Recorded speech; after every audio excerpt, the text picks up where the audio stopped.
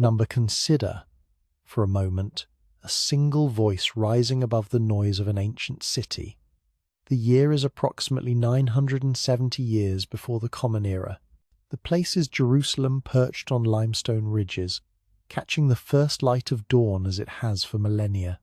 In the palace, surrounded by cedar beams brought from distant Lebanon, sits a king unlike any who came before or would come after. His name echoes through 3,000 years of human memory. Solomon. The morning sun streams through latticed windows, illuminating manuscripts that will outlive empires. We are witnessing something extraordinary the moment when spoken wisdom begins its transformation into written legacy, when passing thoughts crystallize into permanent truth. This is not merely a king recording his opinions. This is the beginning of one of humanity's most enduring attempts to capture wisdom itself and hold it, preserve it, pass it forward through the corridors of time.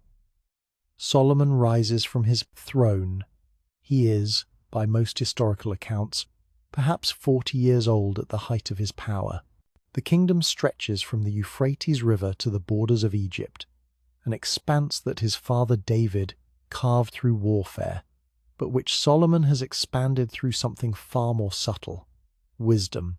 And it is this very quality, this capacity for profound insight, that has drawn visitors from distant lands to witness something they cannot find in their own courts. The air in Jerusalem carries the scent of frankincense from the newly completed temple. Construction took 7 years, 70,000 laborers carrying stone, 80,000 quarrying in the mountains. But if you had asked Solomon which accomplishment mattered more, the temple or the wisdom he was gathering, he might have paused before answering. Both, in their way, were attempts to house something sacred. Let me paint for you the scene as these words were first collected. The palace complex itself tells a story of unprecedented prosperity. The throne stands in the Hall of Justice, approached by 6 steps, each guarded by carved lions, 12 in total. The throne itself overlooks a courtyard where daily the famous judgment takes place. People bring their disputes. Merchants argue over contracts. Families contest inheritances. And Solomon, with that legendary insight, sees through to the truth beneath appearances. You know the most famous story, perhaps. 2 women, both claiming the same infant. One child living, another tragically dead. Each mother insisting the survivor is hers. The case seems impossible, no witnesses, no evidence, only opposing testimonies. Then Solomon speaks, "Bring me a sword." The pronouncement that follows seems monstrous. Divide the living child in 2, give half to each woman. One mother agrees immediately. The other cries out in anguish, "Give him to her rival, only spare his life." And in that moment, Solomon knows. The true mother reveals herself through love that surrenders rather than harm. The wisdom wasn't in the solution, it was in understanding human nature so deeply that the truth could not hide. This understanding, this penetrating insight into how people actually behave, becomes the foundation of everything that follows. The proverbs that emerge from Solomon's court are not abstract philosophy. They are observations made by someone who has watched humanity at its best and worst, who has seen how pride precedes catastrophe, how gentle words can change minds that force never could, how the lazy always have elaborate excuses, how true friendship survives testing that false friendship cannot. But Solomon's wisdom extends beyond the courtroom. He speaks of nature with the attentiveness of a naturalist. "Go to the ant," he tells the sluggard. "Watch how these tiny creatures work without supervision. Gather food in summer. Prepare for what is coming."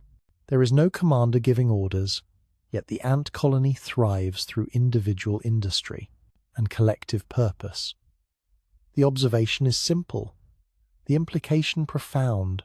Wisdom exists in nature itself. The patterns we should follow are written into creation. He speaks of birds, of how they instinctively know their seasons, of lions hunting in the night, of rock badgers making their homes in crags where predators cannot reach. Each observation carries weight beyond itself. The natural world becomes teacher, demonstrating principles that govern success and failure, survival and extinction. This is not poetic flourish. This is empirical observation pressed into service of understanding human behavior. The kingdom thrives under this wise administration.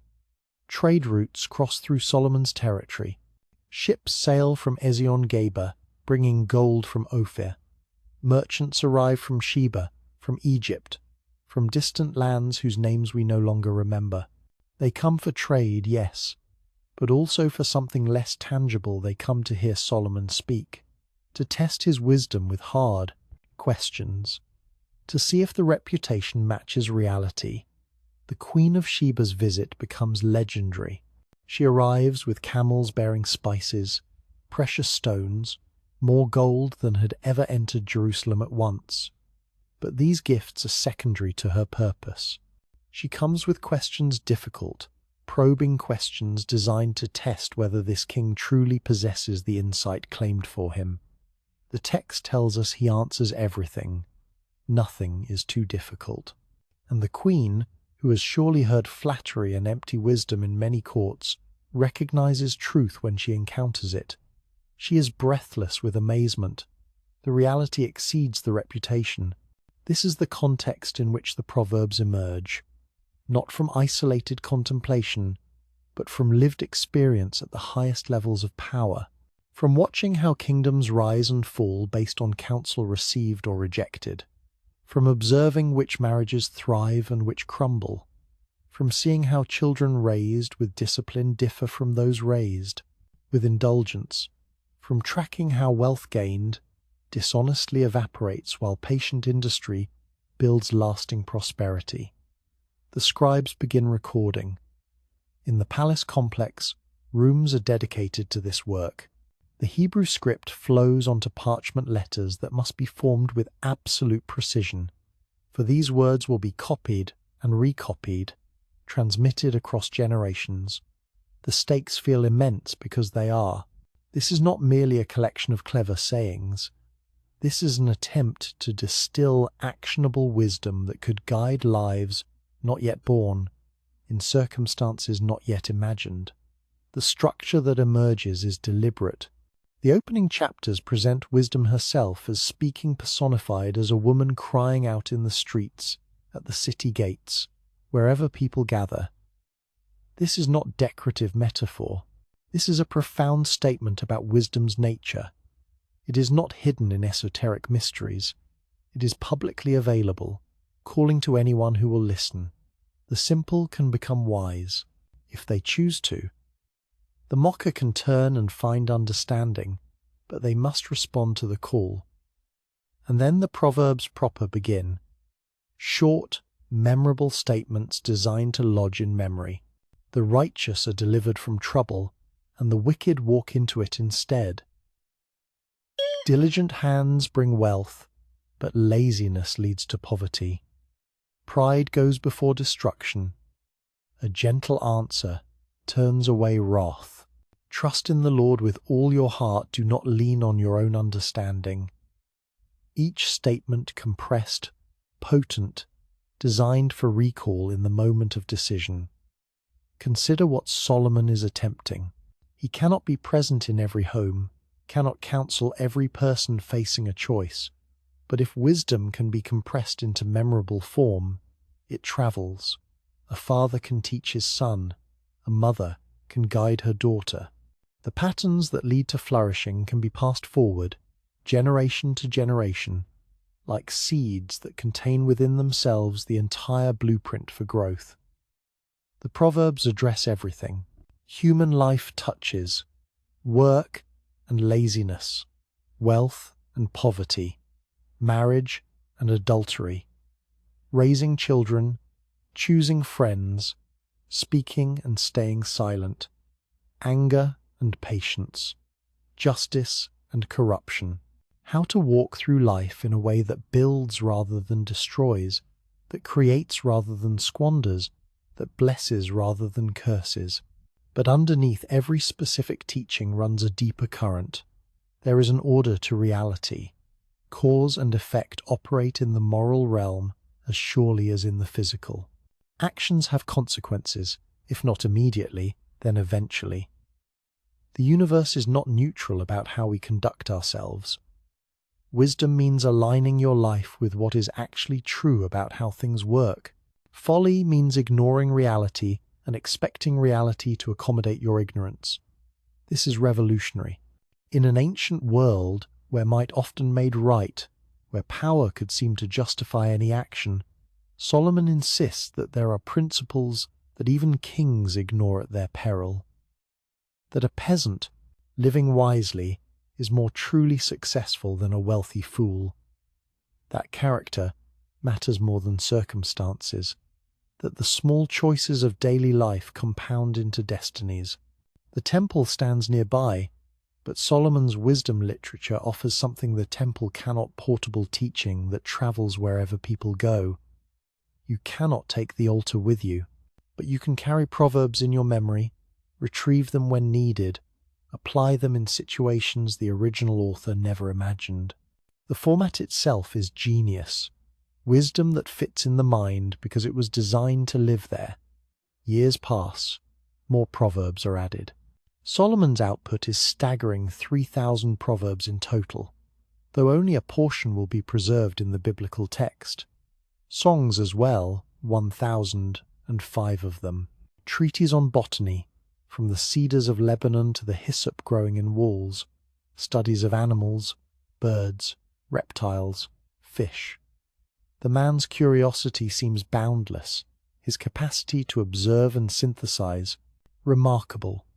But Solomon's own life will become a cautionary tale about the distance between knowing wisdom and living it.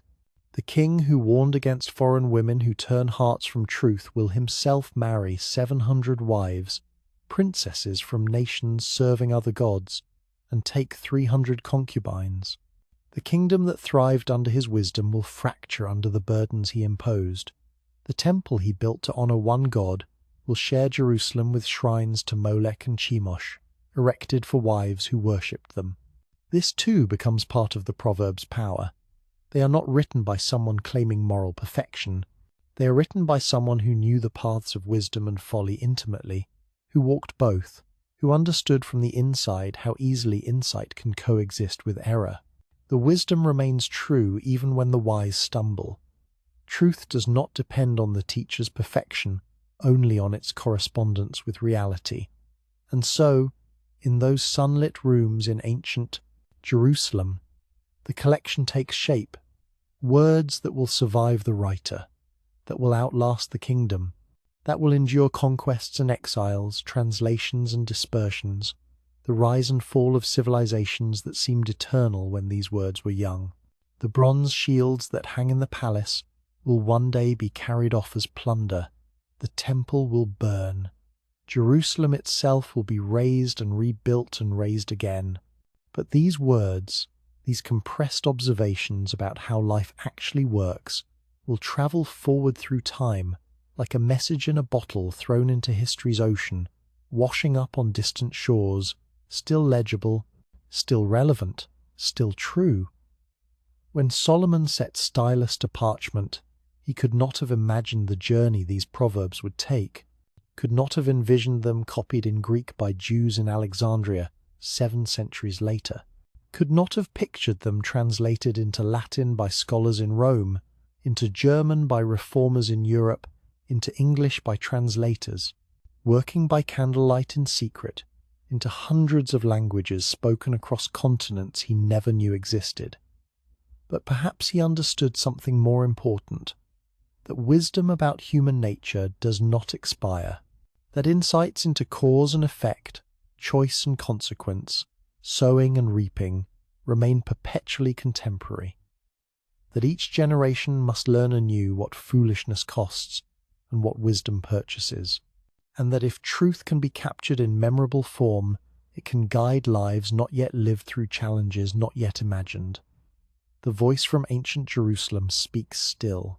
In the marketplace and the courtroom, in homes where parents teach children, in quiet moments when someone facing a decision recalls a proverb learned long ago and sees clearly what to do.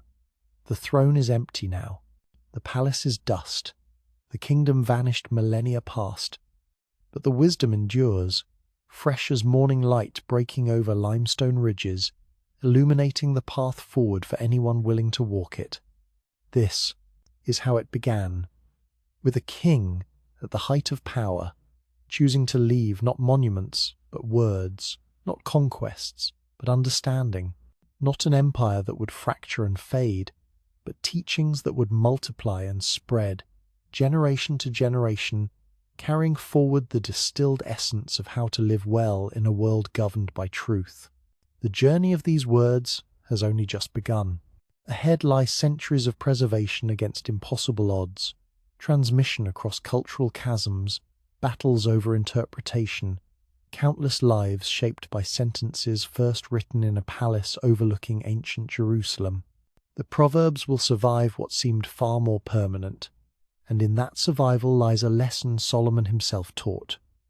Wisdom is more precious than gold, more valuable than rubies. Nothing you desire compares with her. The voice from ancient Jerusalem calls across 30 centuries. The question is whether we, in our moment, will hear. Behind every collection of wisdom stands a human story, someone who observed, who pondered, who found words to capture what they had learned. The book of Proverbs, as it comes down to us, is not a monolith. It is a gathering, a chorus of voices spanning generations, each adding their distinctive insight to an expanding treasury of understanding. Open the book, and you will find these voices announcing themselves. The Proverbs of Solomon, son of David, king of Israel. The text begins, but journey deeper, and you encounter others. The sayings of the wise introduces one collection. The words of Agur, son of Jakeh, marks another mysterious section. The sayings of King Lemuel begins yet another. And then, tucked into the middle, these are more Proverbs of Solomon compiled by the men of Hezekiah, king of Judah. Each attribution is a doorway into a story of preservation. Each name represents someone who fought, in their own way, to ensure that wisdom would not die with its speakers. These are the wise warriors, not wielding swords, but something more enduring. They battled the greatest enemy of understanding, forgetfulness. Let us begin with the most enigmatic figure in the entire collection, Agur, son of Jakeh. His section erupts into the book like a voice from the wilderness, strange and unsettling. "I am weary, God," he begins. "I am weary, God, and worn out." This is not the confident wisdom of Solomon's court.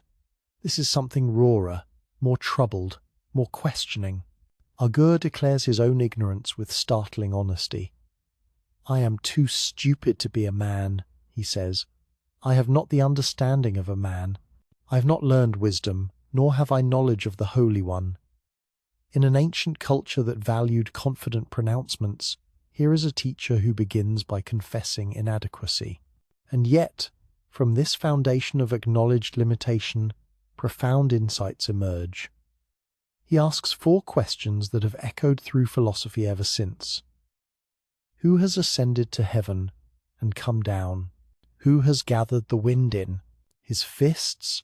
Who has wrapped up the waters in a garment? Who has established all the ends of the earth? These are not rhetorical flourishes. These are genuine expressions of wonder before mysteries that remain mysteries. Agur looks at creation and sees his own smallness. And from that perspective of humility, wisdom becomes possible. The proverbs he offers are peculiar, structured in numerical patterns. 3 things are never satisfied, he observes. 4 never say enough. He lists them: the grave, the barren womb, land that never has enough water, fire that never says it has enough. These are observations about appetite, about desire, about the nature of need itself. They come from someone who has watched how dissatisfaction operates in the world. Who was Agur? We do not know. The name appears nowhere else in Scripture. Son of Jakeh tells us only his father's name, leaving us no genealogy to trace, no kingdom to place him in. Some scholars suggest he was from Massa, an Arabian tribe. Others think his words come from Israel, but are deliberately presented as foreign wisdom, demonstrating that insight transcends national boundaries. The mystery surrounding him only deepens his impact. Here is wisdom speaking from outside the royal court, from beyond the official channels of transmitted knowledge. Consider what it means that such a voice was preserved, that the compilers of Proverbs looked at Agur's strange, humble, questioning words and said, "This belongs here." This too is wisdom. Not just the confident pronouncements of successful kings, but also the awed questions of someone who has looked at existence and found it magnificent beyond comprehension. The inclusion itself teaches something that wisdom embraces both certainty and wonder, both answers and the right questions. Now turn your attention to another voice, equally brief, equally memorable, King Lemuel.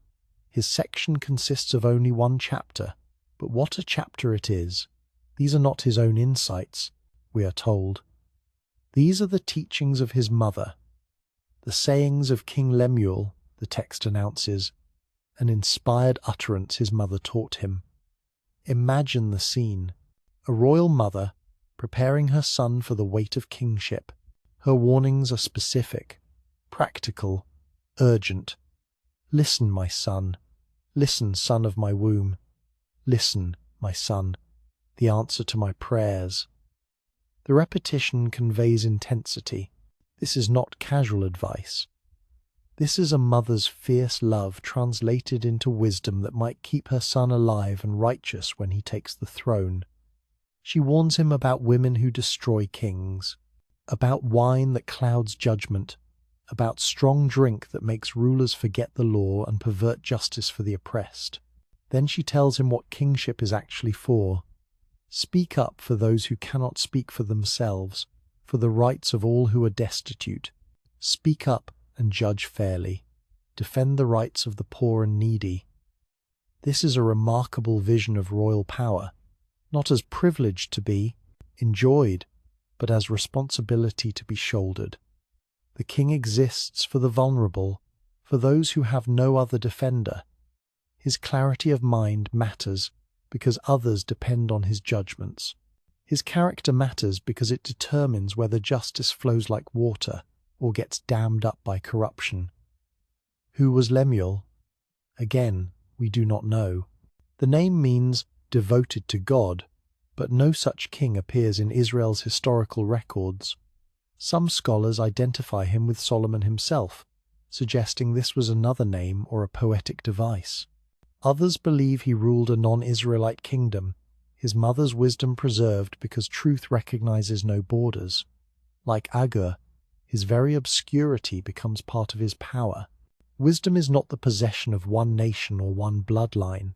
It emerges wherever keen observation meets lived experience meets the courage to speak truth. And then we come to perhaps the most fascinating group of wise warriors in the entire story, the men of Hezekiah. Chapter 25 opens with this attribution. These are more Proverbs of Solomon, compiled by the men of Hezekiah, king of Judah. Here we glimpse something extraordinary, an organized effort to rescue wisdom from the edge of oblivion. The date is approximately 700 years before the Common Era, roughly 250 years after Solomon's death. Hezekiah sits on the throne of Judah during tumultuous times. The northern kingdom of Israel has already fallen to Assyria. The 10 tribes have been scattered, swallowed into exile. Refugees flood south, carrying what they can save from the catastrophe. Among them, scrolls, texts, collections of wisdom accumulated over generations. Hezekiah is a reformer. He tears down pagan shrines that have proliferated. He breaks the sacred stones. He destroys the bronze serpent Moses had made centuries earlier because people have started worshipping it. He is attempting to preserve what matters and discard what leads astray. And in this context of careful discernment, he commissions something remarkable, a team of scholars to gather Proverbs. Imagine these men at work. They are not composing new material. They are searching, collecting, organizing wisdom that has survived in various forms, some written, some still oral, some preserved in regional collections, some remembered by elders who learned them in their youth. The task is urgent. The Assyrian threat looms. Cities have fallen. The timeline for preservation is shrinking. They find proverbs attributed to Solomon that were never included in the main collection. Perhaps these circulated in different circles. Perhaps they were considered too advanced for the introductory collection. Perhaps they simply got separated in the transmission process, the way precious things sometimes do. Now they are being gathered, organized, given new life. The proverbs these men compile have a different flavor. They focus heavily on kingship, on governance, on the proper exercise of power. It is the big glory of God to conceal a matter, they record, but the glory of kings to search it out. This sounds like wisdom meant for rulers, those who must make decisions that affect thousands, who need discernment that penetrates beyond surface appearances. They preserve proverbs about the danger of speaking carelessly in the king's presence, about how a ruler winnows evil with his glance, about the importance of removing the wicked from the king's presence so his throne can be established through righteousness. These are insights from the corridors of power, preserved by people who understand how governments actually function, how justice can be advanced or undermined by who has the king's ear. The men of Hezekiah are not just copying texts. They are performing an act of cultural preservation under pressure. They recognize that wisdom accumulated over centuries can vanish in a generation if not deliberately protected. They know that what is not written down depends on memory, and memory fails, and people die, and with them goes everything they knew that they never taught, never recorded, never passed forward. This is wisdom warfare fighting against entropy, against the natural human tendency to forget what previous generations learned at great cost. Every culture faces this battle. The insights gained through experience, the lessons learned from mistakes, the observations that reveal patterns, none of this automatically transfers to the next generation. It must be captured, preserved, transmitted with care. Otherwise, each generation starts from ignorance, relearning what was already known, repeating errors already made. The men of Hezekiah understand this, and so they work. By lamplight carefully they copy and compile. They organize proverbs thematically in some sections, apparently randomly in others, though perhaps the organizing principle escapes us, lost with the compilers themselves. They create chapters 25 through 29 of the book we now have, adding roughly 140 proverbs to the collection. When their work is complete, these proverbs will survive what seemed far more permanent. Hezekiah's own achievements, his military successes, his building projects, his diplomatic victories, will become historical footnotes. But the wisdom his men preserved will continue teaching, generation after generation, long after Jerusalem itself has fallen and risen and fallen again. Consider the chain of transmission. Solomon speaks wisdom in the 10th century before the Common Era. His words spread, some recorded, some remembered. 2.5 centuries pass, kingdoms rise and fall, wars devastate the land, and then, in a moment of intentional rescue, scholars gather what has survived and ensure it endures further. They are links in a chain stretching behind them into history and forward into futures they cannot imagine. But the collection is not yet complete. Proverbs contains another section, attributed simply to the wise. Chapter 22, verse 17 begins a new collection with these words: "Pay attention and turn your ear to the sayings of the wise. Apply your heart to what I teach." This section runs through chapter 24, offering 30 sayings of particular power and complexity. Who are these wise? The text does not specify names. Perhaps they are multiple teachers, their individual identities lost but their collective wisdom preserved. Perhaps they are a school of sages, an institution that trained people in understanding. Perhaps they are simply the accumulated insight of thoughtful people whose names no one thought to record, but whose observations were too valuable to lose.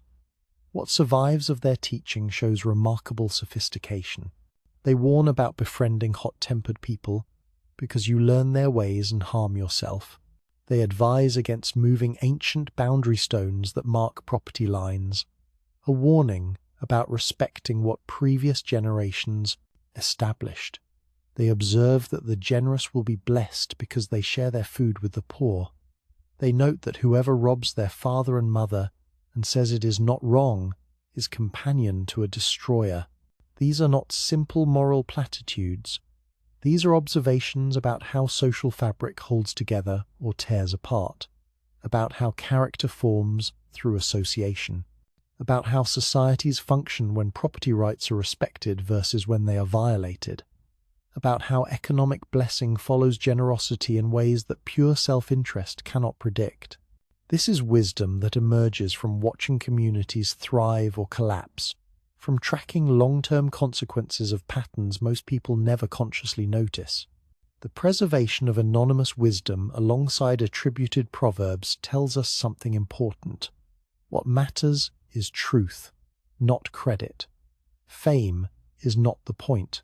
Having your name remembered is secondary to having your insights survive. The wise warriors who chose to remain anonymous, or whose names were simply never recorded, still won their battle against forgetfulness. Their observations still teach, their understanding still guides. The victory is complete, even though we cannot identify the victors. And so the collection grows, accumulates, takes shape over centuries. Different voices, different eras, different perspectives, all contributing to a treasury of understanding that transcends any single lifetime or viewpoint. Solomon provides the foundation with his legendary wisdom and royal experience. Agur adds his humility and wonder. Lemuel's mother speaks a mother's fierce wisdom for her son's sake. The men of Hezekiah perform their rescue operation. The anonymous wise contribute their carefully observed insights. Together, they create something no single author could have achieved, a multi-generational, multi-perspectival exploration of how life actually works, of what builds and what destroys, of paths that lead to flourishing and paths that lead to ruin, of wisdom that remains true whether spoken by kings or peasants, whether emerging from palace courts or wilderness reflections, whether attributed or anonymous. The book that results is not uniform in style. Scholars can identify different sections based on literary technique, vocabulary, and thematic emphasis. Some portions use elaborate parallelism. Others favor simple statements. Some focus on individual morality. Others examine social structures and governance. The diversity is not a flaw. It is a feature. It demonstrates that wisdom has many voices, many approaches, many expressions, but common concerns and common truths running through them all. These wise warriors fought their battle not with swords but with scrolls, not through conquest but through preservation, not by destroying opposing voices but by carefully maintaining hard-won insights against the forces of time and forgetting. They won. The proverb survived. The chain of transmission held. And because it held, we can still hear Solomon's observations about diligence and laziness, still ponder Agur's awed questions, still receive the fierce maternal wisdom passed to Lemuel, still benefit from the rescue operation Hezekiah's men performed, still learn from the anonymous wise whose names are lost but whose understanding endures. The gathering of wise warriors succeeded in their mission. The wisdom they fought to preserve now belongs to the ages, available to anyone who will listen, learn, and carry it forward into whatever future awaits. In the opening chapters of Proverbs, something extraordinary happens. Wisdom herself steps onto the stage, not as an abstract concept, but as a living voice crying out in the most public places imaginable. She stands at the city gates. She raises her voice in the marketplaces. Wherever crowds gather, wherever decisions are made, wherever life happens in all its chaotic intensity, there, wisdom calls. How long will you, who are simple, love your simple ways, she cries. How long will mockers delight in mockery and fools hate knowledge? This is not a gentle invitation. This is a confrontation. Wisdom is challenging those who have chosen ignorance, demanding to know why they persist in paths that lead to destruction. And opposing her stands another figure, equally personified, equally vivid, Folly. She too calls from the high places of the city. She too invites passers-by into her house. But where wisdom offers understanding and life, folly offers stolen water and secret bread, pleasures that taste sweet in the moment but lead to death. This is the central drama of Proverbs, a cosmic conflict playing out in every human choice, every moment of decision, every fork in the road, where one path leads toward flourishing and another toward ruin. It is a battle as old as consciousness itself, as urgent today as when these words were first written. The war between wisdom and folly wages on. Let us walk the streets of that ancient city and witness how this battle unfolds. The sun sets, shadows lengthen, and darkness begins to claim the alleyways. A young man, simple and lacking judgment, makes his way along the street near the corner where a certain woman lives. The text watches him closely, noting every step. He is heading toward her house at twilight, as the day fades, as the dark of night sets in. This is how folly operates, not in broad daylight, not in public view, but in shadows and secrecy. The woman meets him at the door. She is loud and defiant. Her feet never stay at home. She has covered her bed with coloured linens from Egypt. She has perfumed it with myrrh and aloes and cinnamon.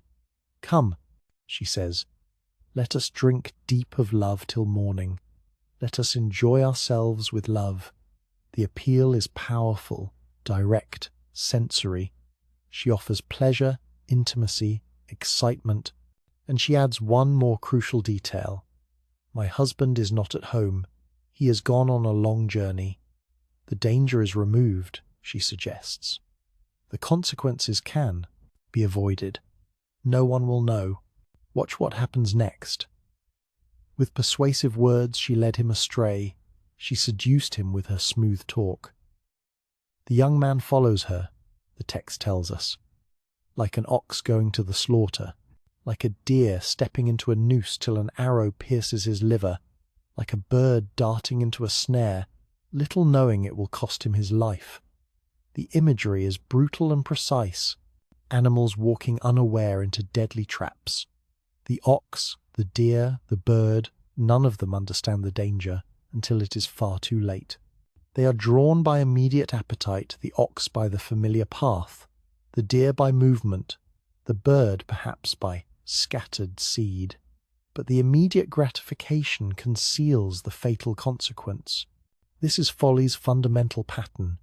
Present pleasure masking future pain, immediate gratification obscuring long-term catastrophe. The moment separated from its consequences until suddenly, violently, the consequences arrive and cannot be escaped. Now, contrast this with wisdom's appeal given in the same public places where folly calls. To you, O people, I call out. I raise my voice to all mankind. You who are simple, gain prudence. You who are foolish, set your hearts on it. Wisdom offers no secret pleasures. She promises no forbidden thrills. What she offers is understanding itself, the capacity to see reality clearly, to recognize patterns, to trace causes to their effects and effects back to their causes. Choose my instruction instead of silver. Wisdom declares, knowledge rather than choice gold. for wisdom is more precious than rubies, and nothing you desire can compare with her. This is a radically different value system, not based on momentary pleasure, but on long-term flourishing. Not on what feels good now, but on what actually works over the course of a lifetime. And then wisdom makes an astonishing claim. I, wisdom, dwell together with prudence. I possess knowledge and discretion. To fear the Lord is to hate evil. I hate pride and arrogance, evil behavior and perverse speech. Wisdom is not neutral. She takes sides. She actively opposes certain things. Pride, arrogance, evil behavior, perverse speech. She aligns herself with what is good, true, lasting, real. The battle between wisdom and folly is not merely philosophical. It plays out in concrete, daily choices that shape destinies. Consider the arena of work and laziness, one of Proverbs' most frequent battlegrounds. The sluggard appears throughout the book as a tragicomic figure. Go to the ant, you sluggard, wisdom instructs. Consider its ways and be wise. It has no commander, no overseer or ruler, yet it stores its provisions in summer and gathers its food at harvest. The ant works without supervision. The ant prepares for what is coming. The ant demonstrates the very wisdom the sluggard lacks. But the sluggard has excuses. Beautiful, elaborate, absurd excuses.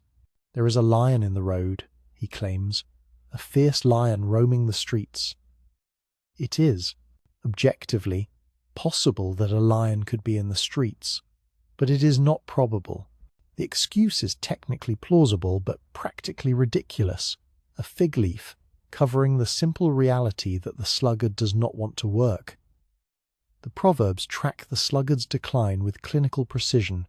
A little sleep, a little slumber, a little folding of the hands to rest, and poverty will come on you like a thief, and scarcity like an armed man. The sleep itself is not the problem. The problem is the pattern, the habit of choosing comfort over effort, ease over discipline, immediate rest over future security. And the consequences arrive suddenly, violently, like a thief, like an armed robber taking everything. Meanwhile, the diligent person plants in season, gathers in harvest, sees their fields produce abundance. The Proverbs do not promise that diligence guarantees wealth. Life is more complex than simple formulas. But they do observe a pattern. Consistent effort over time, generally, produces better outcomes than sporadic effort or no effort at all. This is not moral judgment. This is observed reality. The battle extends to speech, another arena where wisdom and folly clash daily. The words of the reckless pierce like swords, Proverbs observes, but the tongue of the wise brings healing. Two people can speak about the same situation and create entirely different effects. One tears down, creates wounds, leaves destruction in their wake. The other builds up, mends relationships, brings life. Consider the power attributed to words throughout Proverbs. The tongue has the power of life and death, the text declares, and those who love it will eat its fruit. Words are not neutral conveyors of information. They are forces that shape reality. They can kill relationships, reputations, even spirits. They can also give life, restore hope, create possibilities that did not exist before they were spoken. The fool's speech reveals his folly. He multiplies words, though. No one knows what is to come. He gives full vent to his spirit, showing his lack of self-control. He finds pleasure in airing his own opinions rather than understanding. His mouth invites his own beating, and his lips are a snare to his soul. Speech that should connect him to others instead isolates him, creates enemies, ensures his downfall. The wise person guards their mouth, knowing that even fools are thought wise if they keep silent. They know when to speak and when to remain silent, a discernment that requires reading situations, understanding contexts, recognizing when words will help and when they will harm. A person finds joy in giving an apt reply, the Proverbs note, and how good is a timely word. The timing matters as much as the content. The same truth can build up or tear down depending on when and how it is delivered. Now enter another battleground, pride and humility. Here the conflict between wisdom and folly reaches almost cosmic proportions. Pride goes before destruction, Proverbs declares in one of its most famous observations, a haughty spirit before a fall. This is not wishful thinking or moral preference. This is observed pattern. Pride, the conviction that you are wiser, stronger, more capable than you actually are, leads people to overreach, to ignore warning signs, to reject counsel they desperately need. The proud person stirs up conflict, Proverbs notes, but whoever trusts in the Lord will prosper. Pride isolates. It creates enemies because proud people cannot bear correction, cannot admit error, cannot learn from others. They must always be right, always be superior, always be in control, and this very need for control ensures they eventually lose it, because reality does not accommodate our inflated self-assessments. It simply proceeds according to its own laws, and those who ignore those laws suffer the consequences regardless of how highly they think of themselves. Humility, by contrast, comes before honor. The blithe, the humble person can learn because they admit ignorance, can improve because they acknowledge weakness, can receive counsel because they do not pretend to know everything already. When pride comes, then comes disgrace, Proverbs observes, but with humility comes wisdom. Humility is not weakness. It is the strength to see reality clearly, including uncomfortable truths about yourself. The battle rages also in the realm of anger and patience. Fools give full vent to their rage, Proverbs notes, but the wise bring calm in the end.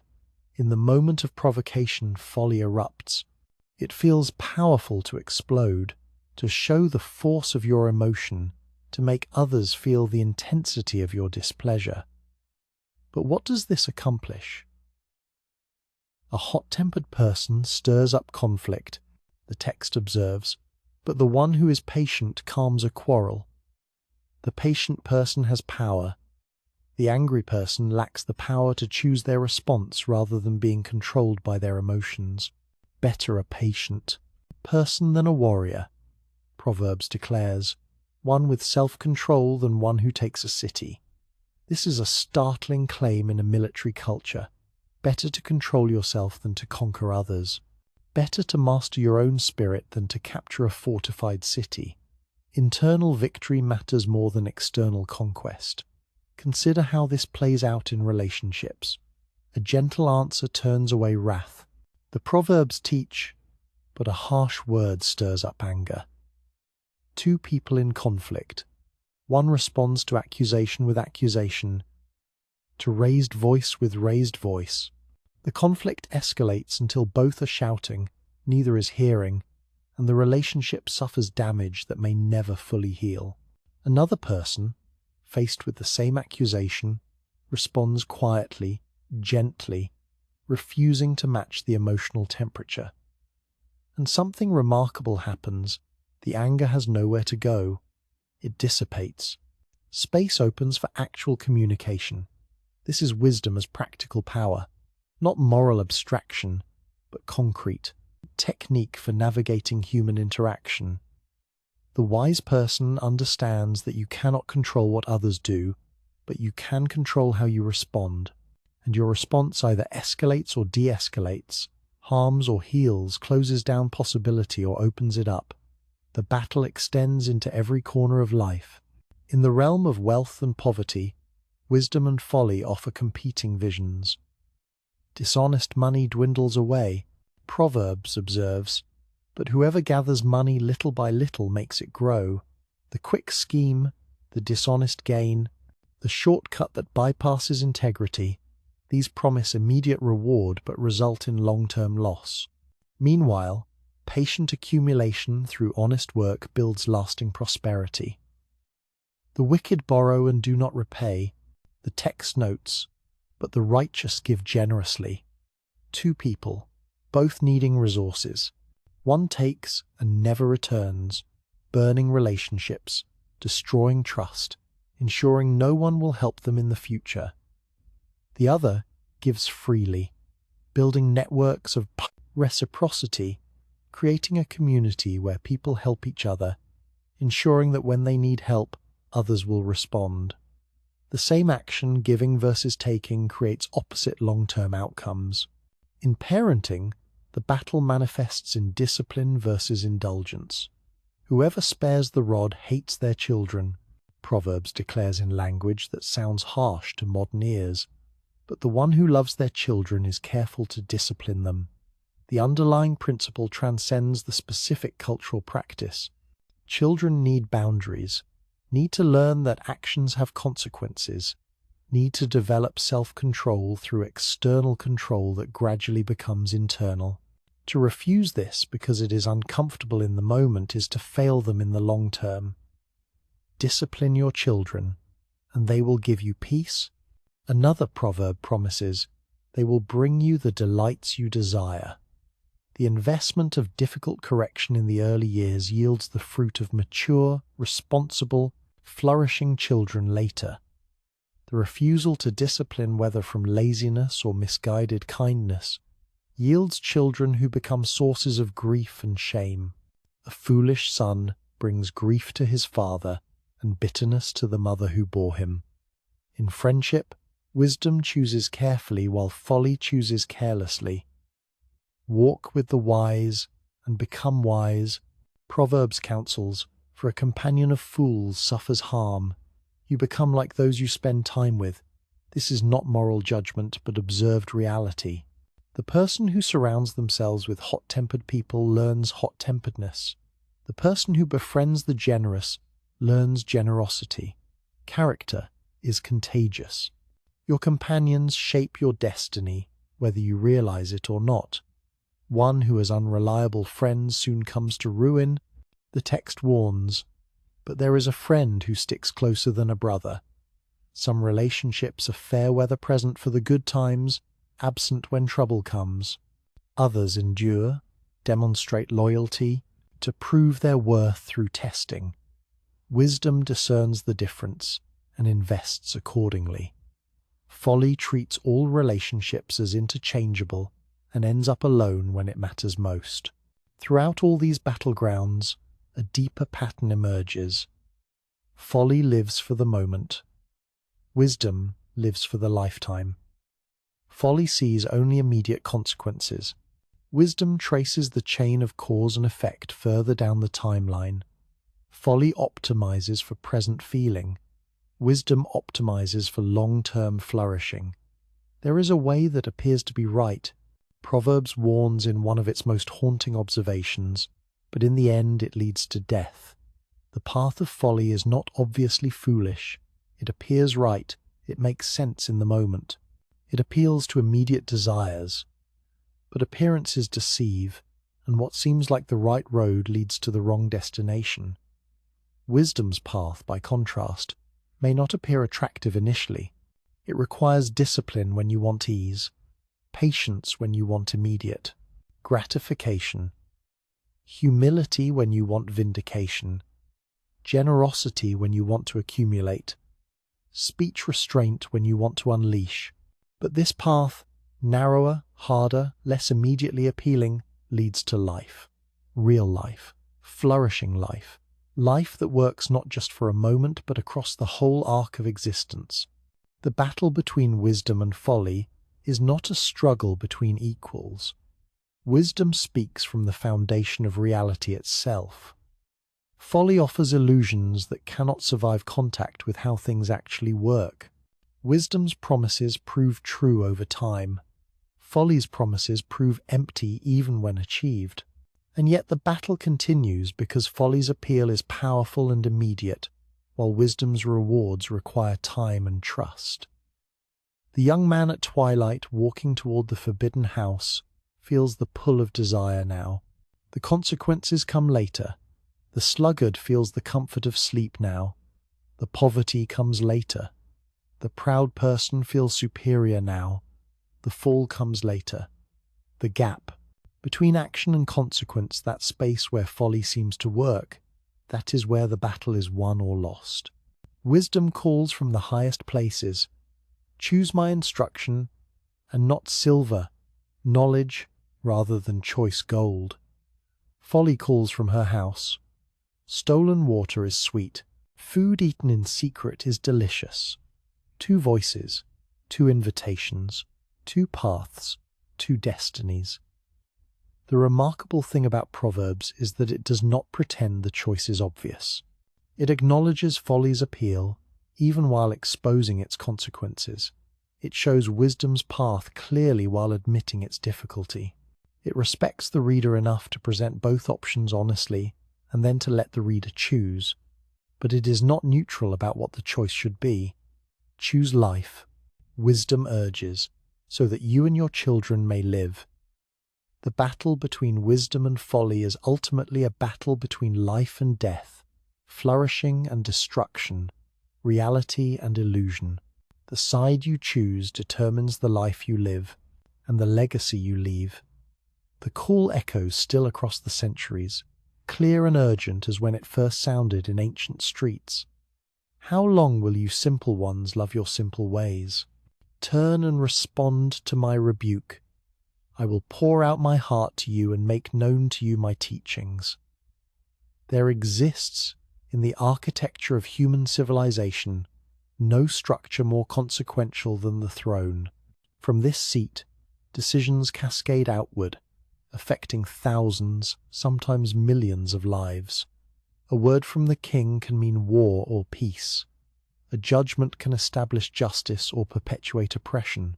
A policy can create prosperity or devastation. The throne amplifies everything, including wisdom and folly. Proverbs understands this amplification. It dedicates substantial attention to kingship, to governance, to the exercise of power, and it does so with remarkable sophistication, examining not just what kings should do, but why their character matters so profoundly, how their decisions shape societies, what makes the difference between kingdoms that flourish and kingdoms that collapse. When a king sits on his throne to judge, Proverbs declares, he winnows out all evil with his eyes. Picture this scene. The throne room fills with those seeking justice merchants, disputing contracts, neighbors contesting boundaries, families arguing over inheritances. Each case presents competing claims, conflicting testimonies, situations where truth must be extracted from self-interest and deception. The king who possesses wisdom can see through pretense. His gaze itself becomes an instrument of justice, separating truth from falsehood, right from wrong, genuine grievance from manufactured complaint. This is the ideal a ruler whose discernment is so refined that evil cannot hide in his presence, that justice flows naturally from his judgments. But Proverbs is not naive about power. It recognizes that the throne can magnify wickedness as easily as righteousness. When the righteous thrive, the des. People rejoice, the text observes.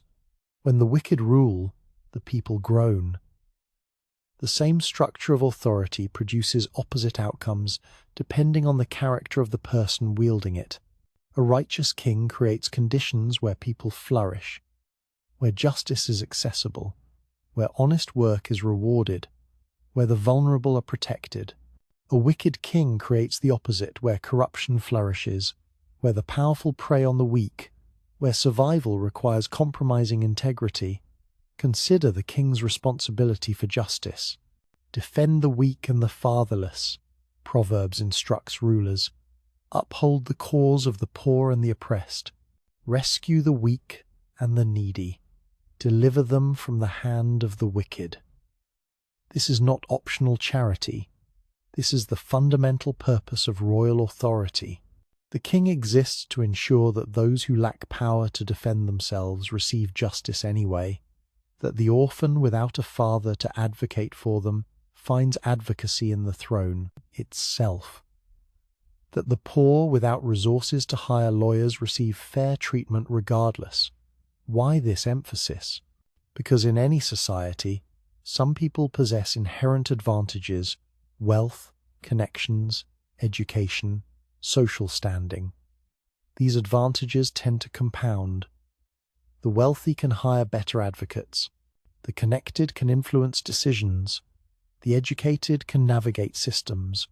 Without intentional counterbalance, justice naturally flows toward those who already have power and away from those who lack it. The righteous king provides that counterbalance. It is not good to be partial to the wicked, Proverbs warns, and so deprive the innocent of justice. A king who takes bribes, who favors the wealthy, who allows the powerful to escape consequences, while the powerless suffer them, such a king betrays the very purpose of his authority. He becomes part of the problem rather than the solution. But maintaining justice requires more than good intentions. It requires wisdom to discern truth in complex situations. It is the glory of God to conceal a matter, Proverbs notes, but the glory of kings to search it out. God's wisdom is mysterious, beyond full comprehension, but the king's wisdom must be practical, operational, able to penetrate confusion and reach clarity. This is his glory, not his wealth or military might, but his capacity to uncover truth and base decisions upon it.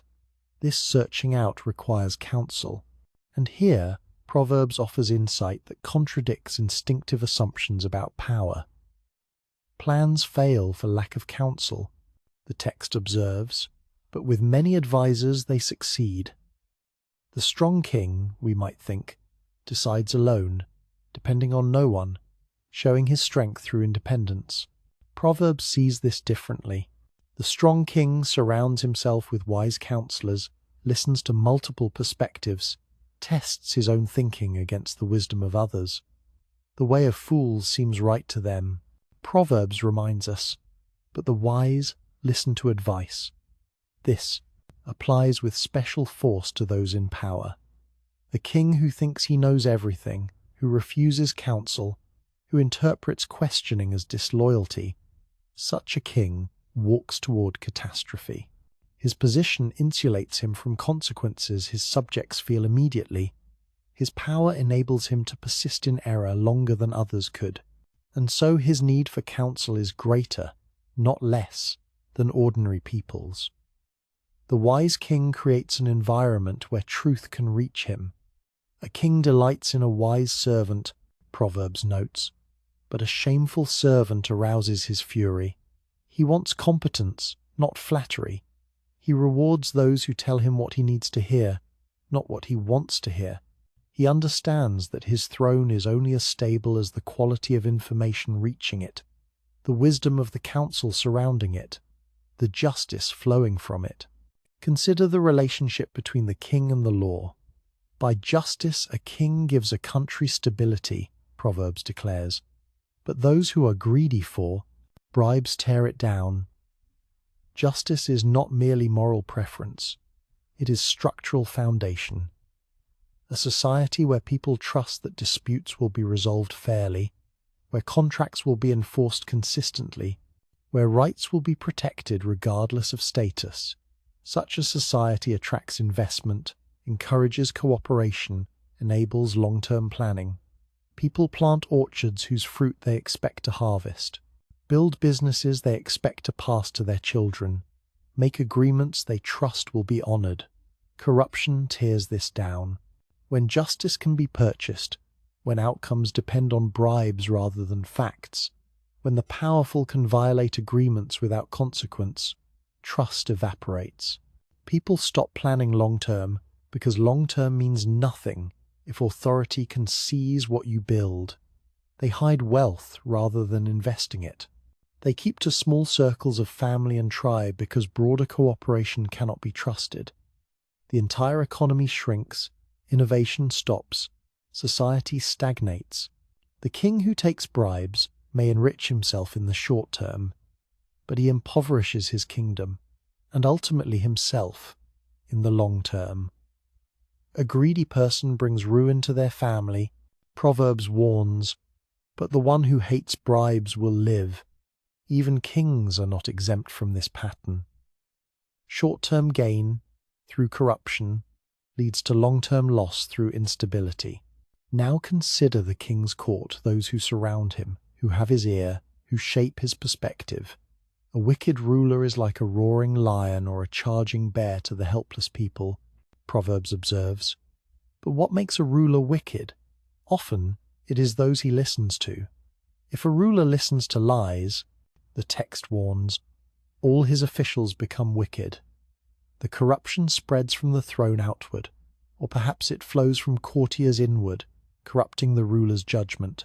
This is why the righteous care about justice for the poor, but the wicked have no such concern.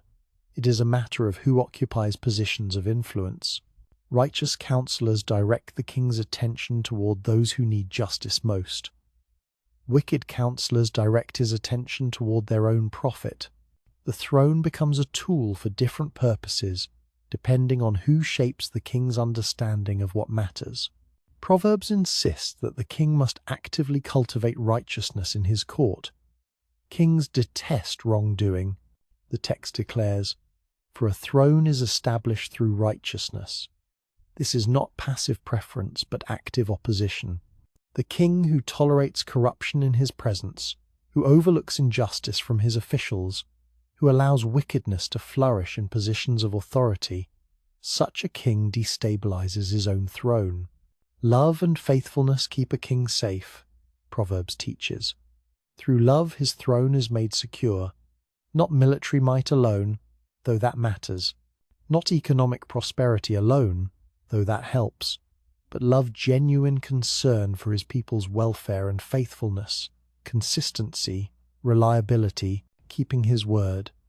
These create loyalty that no amount of force can manufacture. People serve a king they love, voluntarily, enthusiastically, sustainably. People serve a king they fear only until opportunity for rebellion arises. The Proverbs examine the king's demeanor, his emotional control, his self-presentation. A king's rage is like the roar of a lion, the text notes, but his favor is like dew on the grass. The king's emotional states carry weight beyond ordinary people's. When he is angry, people around him suffer whether or not they cause the anger. When he shows favor, opportunities open, possibilities emerge. This power requires careful stewardship. A wise servant will rule over a disgraceful son, Proverbs observes, and will share the inheritance as one of the family. Merit matters more than bloodline. The competent servant deserves authority over the incompetent prince. This is a radical idea in hereditary monarchies, yet Proverbs insists on it. Position should match capability. Authority should align with wisdom. When they do not, dysfunction follows. And what of the king's relationship with God? Proverbs is clear that divine authority stands above royal authority. The king's heart is a stream of water in the hand of the Lord, the text declares. He turns it wherever he will. However powerful the king appears to his subjects, he remains subject to higher sovereignty. His plans, his decisions, his very thoughts can be redirected by the one whose authority extends beyond any throne. This understanding should produce humility, even in the highest position. Many are the plans in a person's mind, Proverbs notes, but it is the Lord's purpose that prevails. The wise king makes plans, certainly, but he holds them loosely, recognizing that ultimate outcomes rest in hands larger than his own. He acts decisively while remaining open to correction, revision, redirection. A throne is established through righteousness. Proverbs repeats this theme in various forms throughout the book. Righteousness is not decoration added to power. It is foundation enabling power to endure. The unrighteous king may seem strong temporarily, but his throne rests on sand. The righteous king builds on bedrock that weathers storms, survives transitions, endures across generations. Consider how this plays out in practice. A ruler who oppresses the poor is like a driving rain that leaves no crops, Proverbs warns. The image is precise. Rain should nourish crops, should cause growth, but rain that falls too hard destroys what it should help. Similarly, authority should protect and enable flourishing. Authority that oppresses destroys the very people it should serve, leaving the kingdom impoverished, the foundation of power eroded. The righteous care about justice for the poor, the text repeats, but the wicked have no such concern. This is a litmus test for evaluating rulers, not their rhetoric about justice, but their actual attention to those most vulnerable. Where does the king's concern naturally flow? Toward his wealthy supporters who can offer rewards, or toward the widow, the orphan, the poor, who can offer nothing but need everything? The Proverbs examine royal administration with practical insight. Remove the dross from the silver, the text advises, and a silversmith can produce a vessel. Remove wicked officials from the king's presence, and his throne will be established through righteousness. The metaphor is instructive. Impurities must be removed before valuable material can be shaped into something useful. Similarly, corrupt officials must be removed before government can function justly. This requires the king to act, to make difficult decisions, to remove people who may have connections or influence. The passive king who tolerates corruption out of laziness or conflict avoidance allows the dross to remain, and the entire administration becomes compromised. Active purification, difficult as it is, produces an administration capable of actually serving the kingdom's needs. A king who sits on his throne to judge. Proverbs returns to this image, winnows out all evil with his eyes. The winnowing process separates wheat from chaff by tossing grain in the wind. The valuable grain falls back down while the worthless chaff blows away. The king's discernment performs this function in the realm of justice, distinguishing between legitimate claims and false ones, between those who deserve protection and those who deserve punishment, between what builds up the kingdom and what tears it down. But this discernment must be maintained. A king's wrath strikes terror like the roar of a lion. Proverbs acknowledges the power, but whoever angers him forfeits their life. This is description, not prescription. Kings possess this terrible power, which makes the king's character all the more crucial. Will this power be exercised justly, only against genuine threats to justice and order, or will it be exercised capriciously, based on personal offense or court politics? The difference determines whether the throne serves its purpose or betrays it. When a country is rebellious, it has many rulers, Proverbs notes, but a ruler with discernment and knowledge maintains order. Instability breeds instability when government fails. Competing powers emerge, none able to establish lasting authority. But a wise ruler creates stability that makes rebellion both unnecessary and unlikely. This stability benefits everyone. When the righteous triumph, there is great elation. Proverbs celebrates. But when the wicked rise to power, people go into hiding. Under righteous rule, people flourish openly, confidently, secure in their persons and property. Under wicked rule, people hide, minimize exposure, avoid attention, survival strategies in hostile environments. The vision of kingship in Proverbs is ultimately about stewardship. The throne is not the king's possession to use for personal benefit. It is a trust, a responsibility, a position of service with enormous consequences. It is not for kings to drink wine, Lemuel's mother warned her royal son, not for rulers to crave beer, lest they drink and forget what has been decreed, and deprive all the oppressed of their rights. The king must maintain clarity. His judgment affects too many lives to be clouded by anything wine, anger, fear, pride, flattery. He needs wisdom more than comfort, truth more than pleasant lies, justice more than popularity. This is the burden of the throne. It amplifies everything. including failure. The ordinary person's poor judgment harms primarily themselves. The king's poor judgment harms thousands.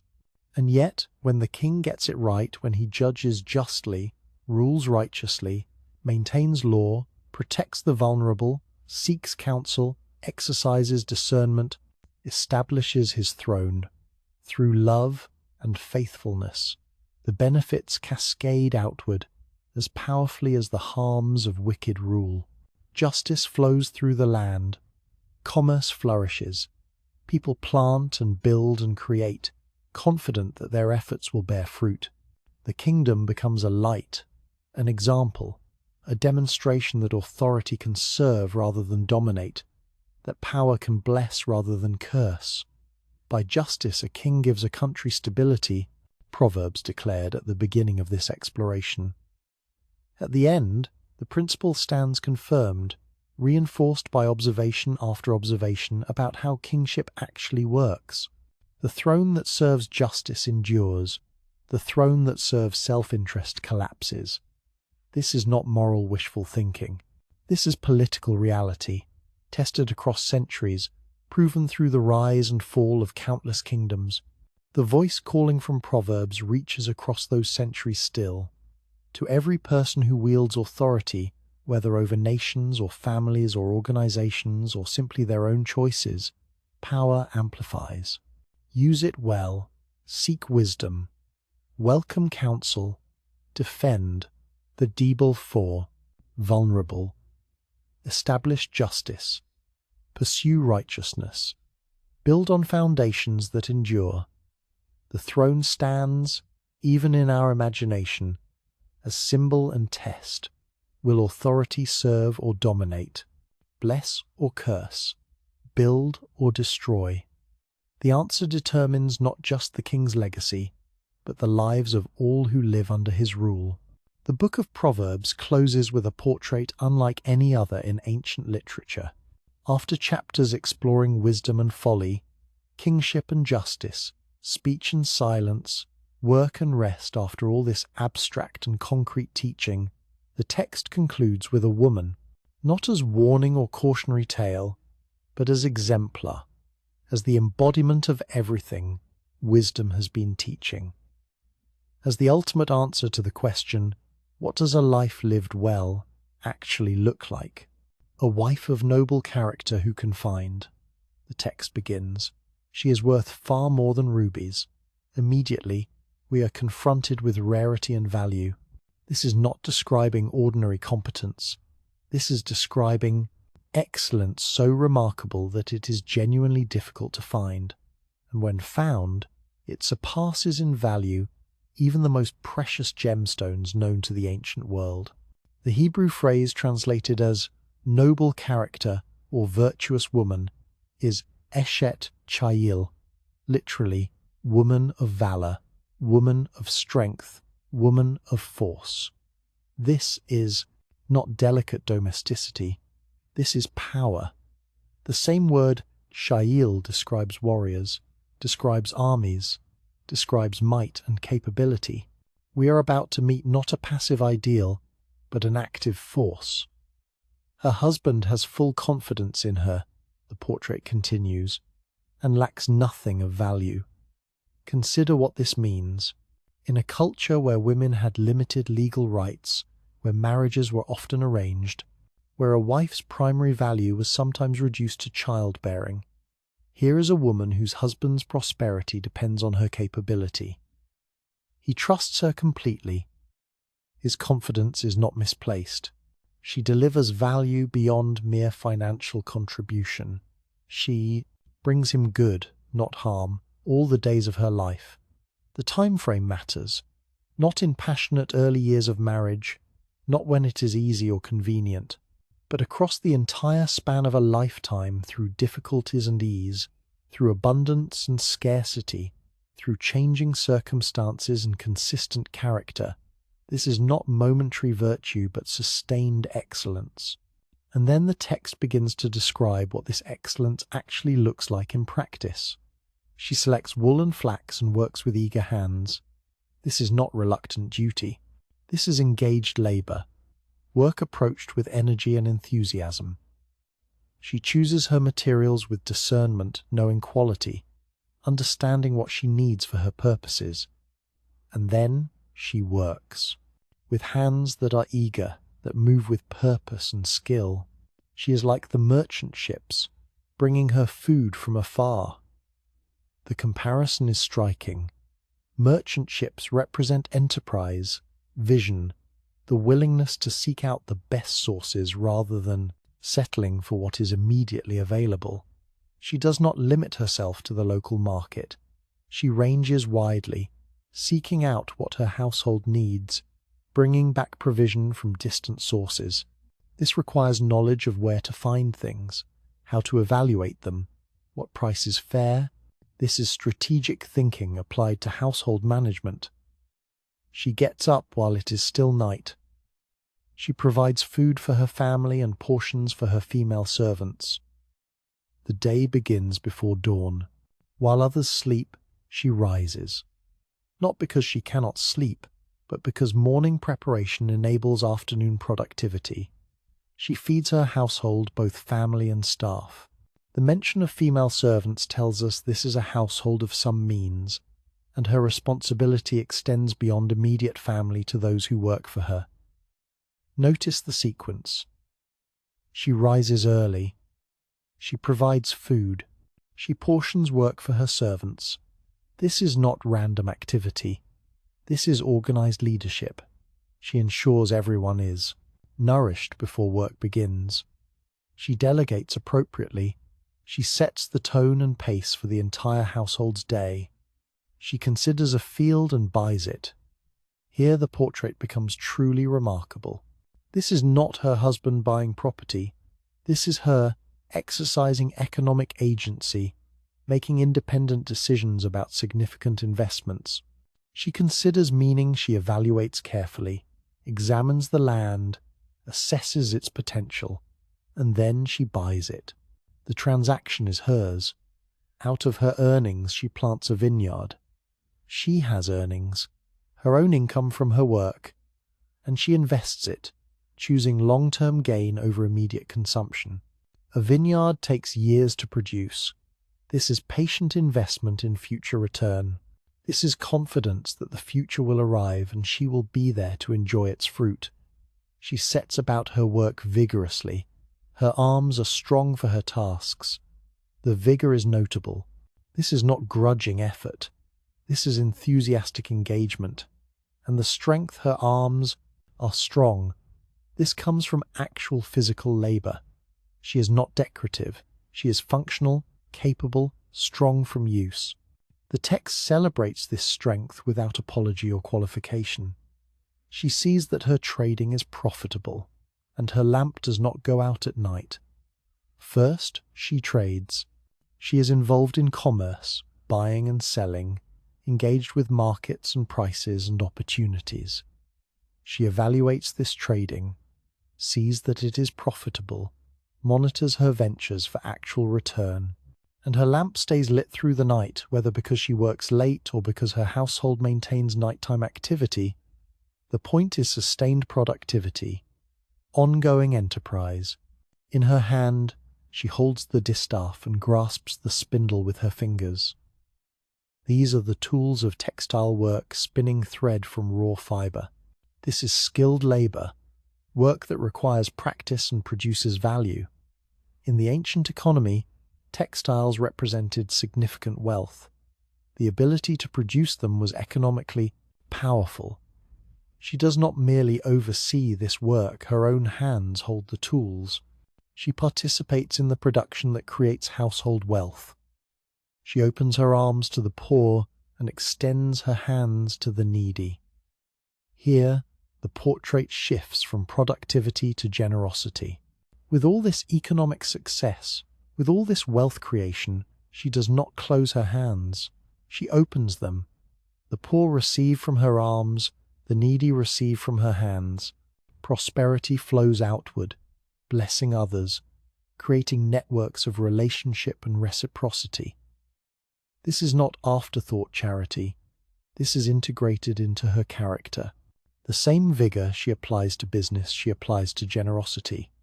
The same hands that grasp the spindle extend to the needy. Capability and compassion are not opposites but complements. She is effective precisely so she can be generous. When it snows, she has no fear for her household, for all of them are clothed in scarlet. Preparation meets challenge without anxiety. Winter comes as it always does, as she knew it would, and her household faces it warmly dressed in quality clothing. Scarlet suggests both warmth and wealth, expensive dye, fine fabric. She is prepared so well that the predictable difficulty becomes non-threatening. She makes coverings for her bed. She is clothed in fine linen and purple. Her provision extends to beauty as well as function. The bed coverings she makes are not merely adequate, they beautify her home.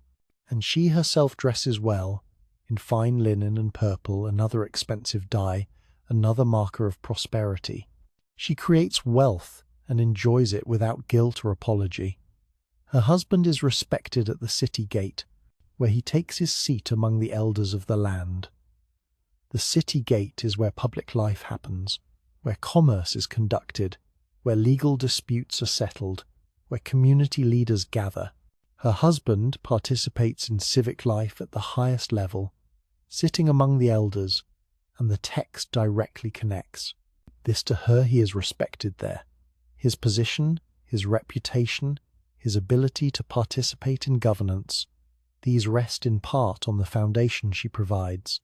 This is a remarkable statement. In a patriarchal culture, the text acknowledges that a man's public success depends significantly on his wife's private competence. He can serve in civic leadership because she manages so effectively. He has the time, the resources, the stable foundation that makes public service possible. Her work enables his. She makes linen garments and sells them, and supplies the merchants with sashes.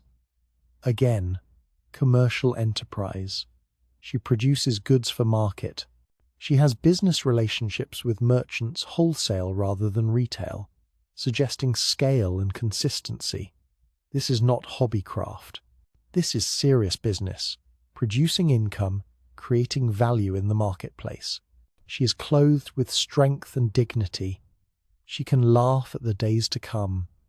Here is perhaps the most powerful image in the entire Inbly portrait.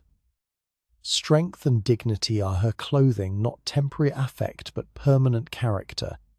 And she laughs at the future, not because she is naive about difficulties, but because she is prepared for them. She has built margin into her life. She has created multiple income streams. She has developed skills and relationships. The future may bring challenges, but it will not break her. This is not anxious striving. This is confident capability. The difference between the two is crucial. Anxious striving never feels sufficient, never creates peace, always demands more. Confident capability rests in developed competence, actual preparedness, and proven ability. She laughs, actually experiences joy when contemplating what is coming because she knows she can handle it. She speaks with wisdom, and faithful instruction is on her tongue. Now we discover she is not merely practical but wise. When she speaks, wisdom emerges. Her instruction, the teaching she gives presumably to children, to servants, to anyone seeking guidance, is faithful. It proves true. It can be trusted. People learn from her not just by watching her work, but by listening to her words. She watches over the affairs of her household and does not eat the bread of idleness. The watching over is active management. She pays attention to everything happening under her authority. She tracks the details. She notices when things are off. And she does not rest on past accomplishments. There is no idleness, no coasting on yesterday's work, no assumption that success will continue without effort. She remains engaged, active, vigilant. Her children arise and call her blessed, her husband also, and he praises her. This is the testimony of those who know her most intimately.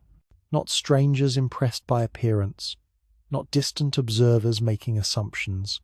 Her own children who see her daily, who know her in private as well as public, they arise and call her blessed. The verb suggests formal proclamation, not casual compliment. They recognize what they have in her, and her husband adds his voice. Many women do noble things, but you surpass them all. He has seen other women, knows other families, can make comparisons, and his conclusion is unequivocal: she exceeds them all. This is his assessment after years of marriage, after seeing her in every circumstance, after benefiting from her work and wisdom and character. She surpasses all others in his estimation. Then comes the text's own commentary on this portrait. Charm is deceptive and beauty is fleeting, but a woman who fears the Lord is to be praised. This is not dismissing charm or beauty as worthless. It is placing them in proper perspective. Charm can deceive, making the shallow seem deep, the selfish seem generous, the foolish seem wise. Beauty fades with time inevitably, universally, regardless of effort to preserve it. But the fear of the Lord, that reverential awe, that recognition of divine authority, that foundation of wisdom, this deserves praise. This endures. This produces the kind of character we have just witnessed across 22 verses. The woman of valor is not valorized primarily for her productivity, though that is celebrated. She is praised ultimately for her reverence toward God, from which everything else flows. Honor her for all that her hands have done, and let her works bring her praise at the city gate. The conclusion is a call to recognition. Do not take her for granted. Do not assume her contributions are automatic or inevitable. Honor her, and let her works, the tangible results of her effort, speak for themselves in the most public forum, at the city gate where her husband sits among the elders, where the community gathers, where reputation is established and maintained.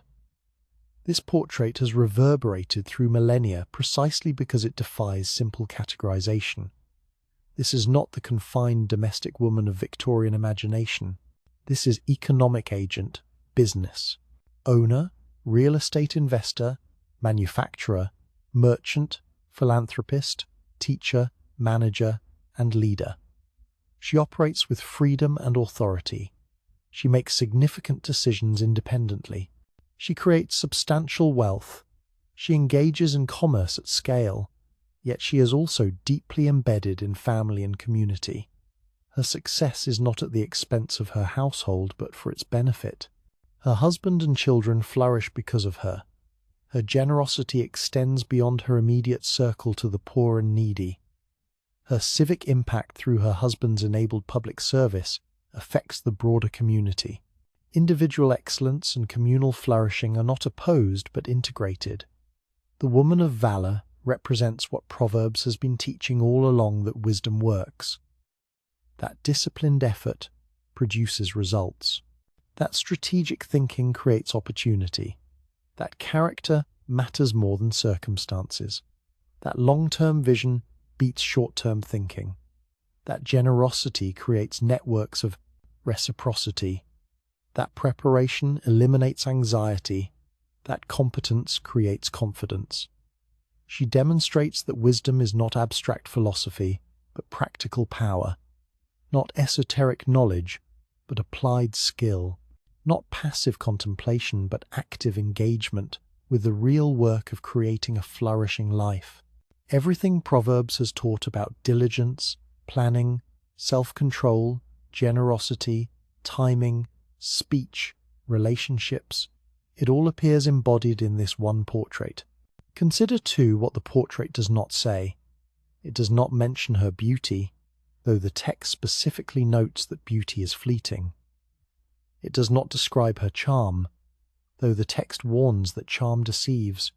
It focuses entirely on character, capability, and accomplishment, on what she does, how she thinks, the impact she creates.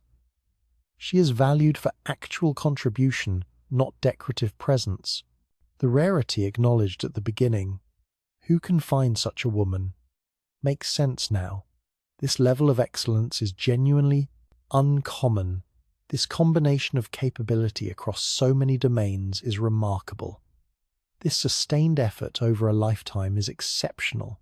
The portrait is aspirational, showing what is possible, what excellence looks like when wisdom governs choices and effort is applied consistently. But it is not impossible. Every trait mentioned is learnable. Every skill described is developable. Every habit portrayed is adoptable. The woman of valor is not born with supernatural gifts. She rises early and works late. She learns her trades. She develops her judgment. She builds her strength through use. She becomes what she is through choices made consistently over time. This is Proverbs' final lesson. Wisdom produces this. Fear of the Lord produces this. The path of discipline and diligence and discernment leads to this kind of life: productive, generous, confident, honored, blessed. Not perfect. The text makes no claim of perfection, but flourishing, actually working, creating value for self and others, building legacy that outlasts the builder. The book of Proverbs could have ended in many ways. It could have concluded with another collection of sayings, another warning about folly, another call to seek wisdom. Instead, it ends with a person, a fully realized human being, who embodies everything wisdom produces. A living answer to the question, what does it look like when someone actually lives according to these principles? It looks like her, the woman of valor, rare but real, exceptional but achievable, a portrait that has inspired millions, precisely because it shows wisdom incarnate, walking through actual days, engaging real work, creating genuine flourishing, not in theory but in practice, not as ideal but as reality. She is worth far more than rubies, and she proves it every day. The year is 586 before the Common Era. Jerusalem burns. The Babylonian army under Nebuchadnezzar has breached the walls after an 18-month siege. The Esbieser Temple. Solomon's magnificent temple, the structure that took 7 years to build, that housed the sacred texts, is being systematically destroyed. Bronze pillars are broken into pieces. Gold is stripped from walls. The building itself will be reduced to rubble and ash. In the chaos, as the city falls, what happens to the scrolls, to the carefully preserved wisdom literature, to the proverbs that have been gathering for 4 centuries since Solomon first spoke them? This is the moment when preservation meets catastrophe, when the chain of transmission faces its greatest test. We do not know exactly how the texts survived, but survive they did. Perhaps priests carried them out during the siege. Perhaps they were hidden in locations the invaders never found. Perhaps multiple copies existed in different places, so that even when some were destroyed, others endured. What we know is that when the exiles were finally allowed to return to Jerusalem 70 years later, the Proverbs returned with them. This is the beginning of an extraordinary journey, a story of survival against odds that would have destroyed almost anything else from that ancient world.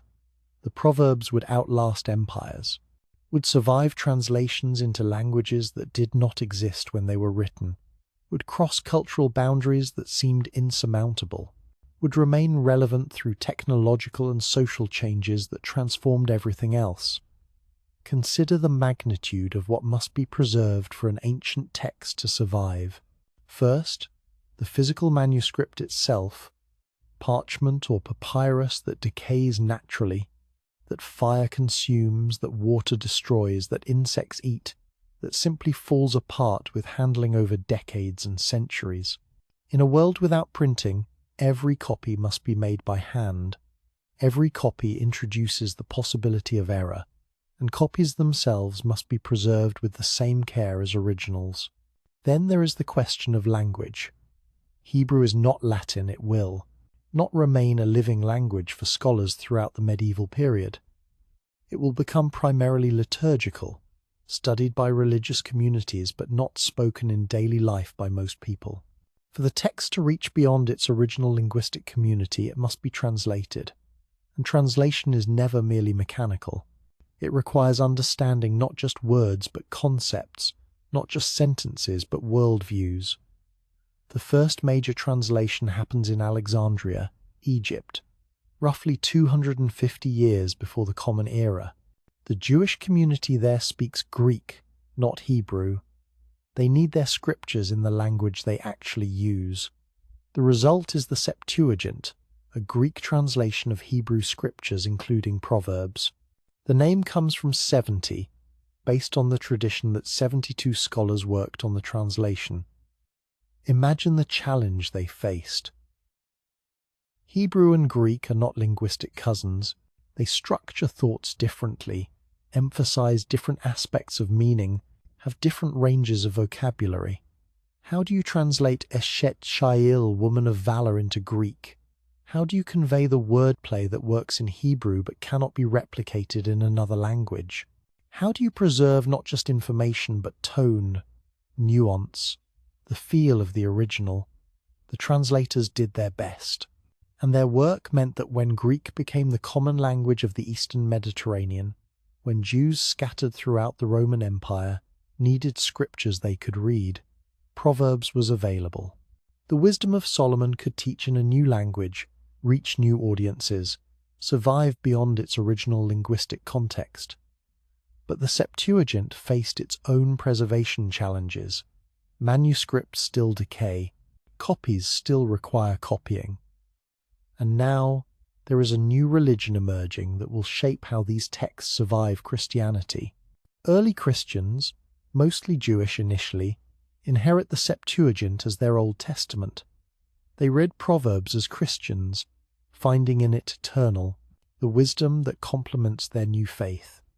Passages about wisdom take on new meaning when Christians identify Jesus with divine wisdom itself. This Christian adoption ensures preservation through channels the original authors could never have imagined. When the Roman Empire eventually converts to Christianity, when monasteries become centers of learning and manuscript preservation, when scribes dedicate their lives to copying sacred texts, Proverbs benefits from all this infrastructure of transmission, not because it was Christian scripture originally, but because Christians embraced it as part of their sacred canon. The copying itself becomes an act of worship. In monastery scriptoriums throughout medieval Europe, monks spend hours each day reproducing texts letter by letter. The work is painstaking, eye-strain-inducing, requiring absolute concentration. A single error might require destroying an entire sheet of expensive parchment and starting over. The rules for copying sacred texts are strict when writing God's name. Some scribes will not even dip their pen in ink lest a drop fall and blemish the divine name. This reverent care means errors are relatively rare. It also means the copying process is slow and expensive. Books are precious objects, affordable only to institutions or wealthy individuals. The common person will never own a Bible, will never hold Proverbs in their hands, will encounter these texts only through hearing them read in church or synagogue. Access is limited by the economics of manuscript production. Then, in the 1500s, everything changes. Johannes Gutenberg perfects movable type printing in Europe. The technology is not entirely new. China and Korea have used similar techniques for centuries. But Gutenberg's innovation comes at a moment when Europe is ready for it, when literacy is spreading, when new ideas about who should have access to scripture are emerging. The first major book printed is the Bible, and suddenly the multiplication of texts becomes exponentially faster and cheaper. What took a scribe months to copy, a printing press can produce in days. What cost a year's wages becomes affordable to educated craftsmen. The bottleneck of manuscript copying is broken. Martin Luther translates the Bible into German in 1522. His goal is radical, making scripture available in the language ordinary people actually speak. For this, he faces fierce opposition from church authorities, who argue that translation threatens doctrinal purity, that ordinary people lack the training to interpret Scripture correctly, that Latin should remain the language of sacred texts. But Luther persists, and his German Bible, including Proverbs, reaches unprecedented audiences. Peasants and craftsmen can read for themselves what they previously could only hear filtered through clergy. The Proverbs about diligence, about speech, about raising children, about managing wealth, these now speak directly to people, living exactly the kind of lives the Proverbs address. The wisdom literature finds again its natural audience. The same pattern repeats in English. William Tyndale translates the Bible into English in the 1520s and 1530s. He does this in exile, hunted by authorities, eventually captured and executed as a heretic in 1536. His crime?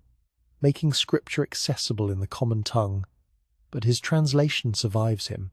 It influences all subsequent English Bibles, including the King James Version of 1611, which becomes the most influential English text ever published. When King James translators render Proverbs into English, they create phrases that enter the language permanently. Pride goeth before destruction, and an haughty spirit before a fall. A good name is rather to be chosen than great riches. Train up a child in the way he should go. These become not just scripture, but proverbs in the common sense, familiar sayings that shape how English speakers think about reality. The King James Bible spreads with the British Empire. It travels to North America with colonists. It reaches India, Africa, Australia, islands throughout the Pacific. Christian missionaries carry it everywhere, and wherever it goes, Proverbs goes with it. Wisdom from ancient Jerusalem, speaking to farmers in Kenya, to merchants in India, to settlers in Australia, to indigenous peoples throughout the colonized world. But the story is not only about Christian transmission. Jewish communities maintain their own textual traditions throughout this entire period. The Masoretes, Jewish scribal scholars working primarily in the 700s and 800s of the Common Era, established the definitive Hebrew text. They add vowel markings to what was originally only consonants, preserving correct pronunciation. They count every letter to ensure accuracy in copying. They create a textual tradition so carefully maintained that Hebrew Bibles from different Flukbai, communities separated by centuries and thousands of miles, are virtually identical. This Jewish preservation runs parallel to Christian transmission. While Christians spread Proverbs through Latin, Greek, European vernaculars and colonial languages, Jewish communities maintain it in Hebrew, studying it in yeshivas, interpreting it through rabbinic commentary, applying it to Jewish life wherever Jewish communities exist. The text survives along multiple paths simultaneously, and then comes the age of modern translation. By the 20th century, Bible translation societies are working systematically to render Scripture into every human language. Wycliffe Bible Translators, founded in 1934, makes this their explicit mission. Summer Institute of Linguistics works with indigenous communities worldwide to create writing systems for previously unwritten languages, then translates scriptures, including Proverbs, into those languages. The result is staggering. Today, portions of the Bible, including Proverbs, exist in over 3,000 languages. The complete Bible is available in over 700 languages. The Wisdom of Solomon can be read in Swahili and Mandarin, in Quechua and Inuktitut, in languages spoken by millions and languages spoken by only thousands. Ancient Hebrew wisdom circulates in linguistic contexts its original authors could not have conceived. Each translation faces the same challenges the Septuagint translators faced 2,000 years earlier. How do you convey concepts that are culturally specific? When Proverbs talks about snow, what do you do in equatorial languages where speakers have never seen snow? When it refers to vineyards, how do you communicate meaning to cultures where grapes are unknown? Translators must find functional equivalents, images that carry the same meaning, even if the specific reference changes. The digital age adds new dimensions to transmission. Proverbs now exists not just in books but in searchable databases, in apps, in audio versions read by voice actors, in videos with accompanying imagery. You can read it on phones, tablets, computers. You can search for specific topics. What does Proverbs say about friendship? About wealth? About speech? Answers appear instantly, drawing from the entire book in seconds. This accessibility would astound any previous generation. The text that scribes spent lifetimes copying, that monasteries guarded as precious, that common people could hear but never own this text, is now available freely to anyone with internet access. The barrier of scarcity is eliminated. The challenge becomes not access but attention, not availability but engagement. Throughout this entire journey of preservation and transmission, what is remarkable is not just that the text survived, but that it remained relevant. Ancient wisdom about agriculture still speaks to industrial societies. Teachings about monarchy still resonate in democracies. Instructions about face-to-face speech still apply in the age of digital communication.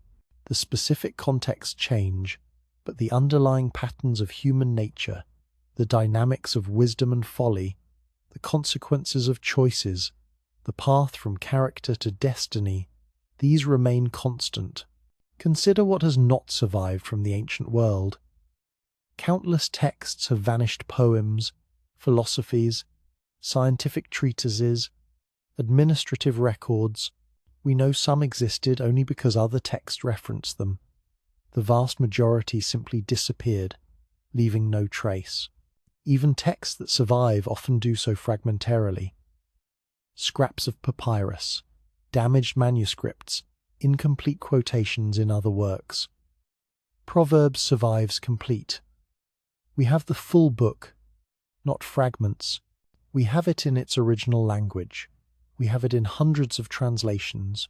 We have scholarly commentaries spanning 2 millennia explaining its interpretation. We have archaeological and historical context illuminating its background. The chain of transmission held unbroken from ancient scribes to digital archives. This survival is not accident. It results from decisions made by countless individuals across countless generations.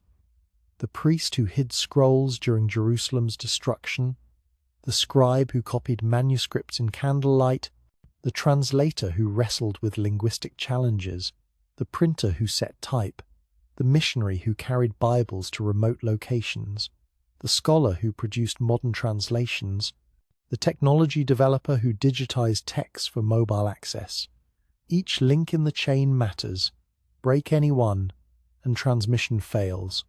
But the chain held. And so wisdom spoken in Solomon's court 3,000 years ago can still instruct someone reading on a smartphone today. The proverbs that guided ancient farmers guide modern entrepreneurs.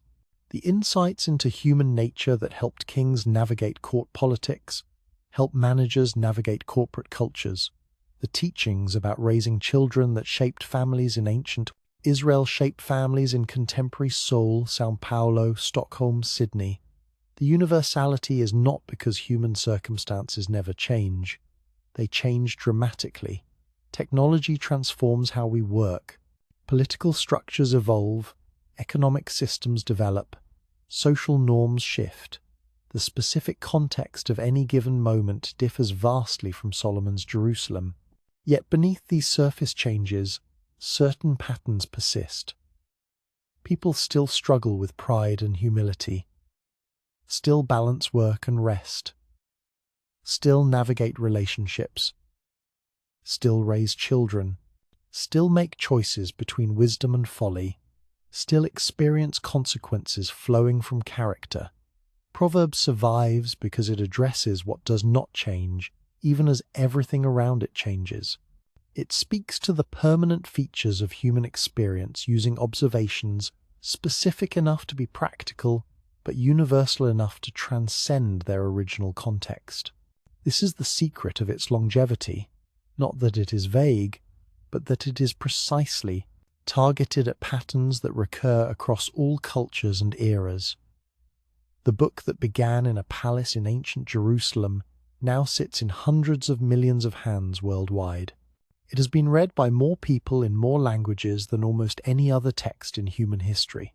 It has shaped how countless generations think about work, speech, relationships, character, choice, and consequence. It has guided kings and peasants, scholars and illiterates, the powerful and the powerless.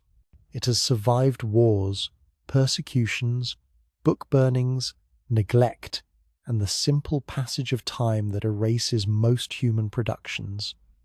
This is triumph, not military conquest, but victory over oblivion. Not domination, but persistence. Not force, but endurance. The sacred words survive because generations of people decided they were worth preserving. And they prove worth preserving because they actually work, they actually help people live better, choose wiser, build more successfully, flourish more fully. The journey continues. Even now, translators work on new versions. Scholars produce new commentaries. Teachers introduce new students to ancient wisdom. Digital platforms make the text accessible in new ways. The chain of transmission extends forward from our moment toward futures we cannot yet imagine. Just as it extended from the past, we can barely reconstruct to our present moment. The Proverbs endure. The wisdom speaks still. The call to choose life over death, wisdom over folly, understanding over ignorance. This call echoes across centuries undiminished.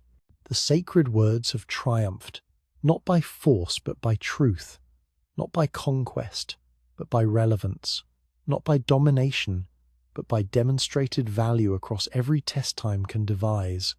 They will speak tomorrow as they spoke yesterday. To whoever has ears to hear, stand with me for a moment in the present. Look around at the world as it exists today. Cities of glass and steel reaching toward the sky, information flowing at the speed of light, machines that would seem like magic to Solomon, technologies that reshape daily life in ways ancient kings could never have imagined. Everything has changed. Transportation, communication, medicine, entertainment, work, war, all transformed beyond recognition.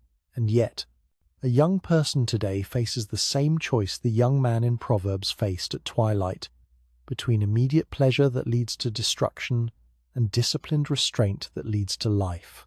A leader today wrestles with the same tensions Solomon described, between accepting counsel and assuming personal omniscience, between justice and convenience, between short-term gain and long-term stability.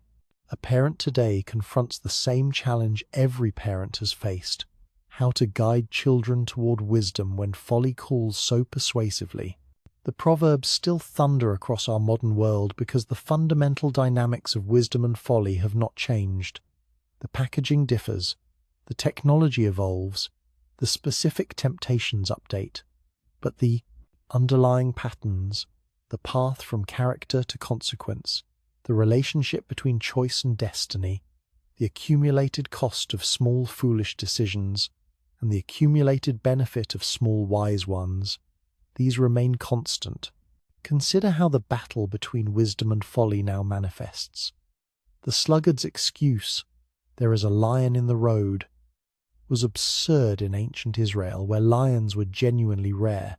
Today's equivalent might be less obviously ridiculous, but equally functional as rationalization. The modern sluggard has internet connectivity issues, or family obligations, or inadequate resources, or unclear direction. The excuses sound more plausible because we have more complex systems to blame, but the pattern is identical: avoiding work through technically plausible but practically absurd justification.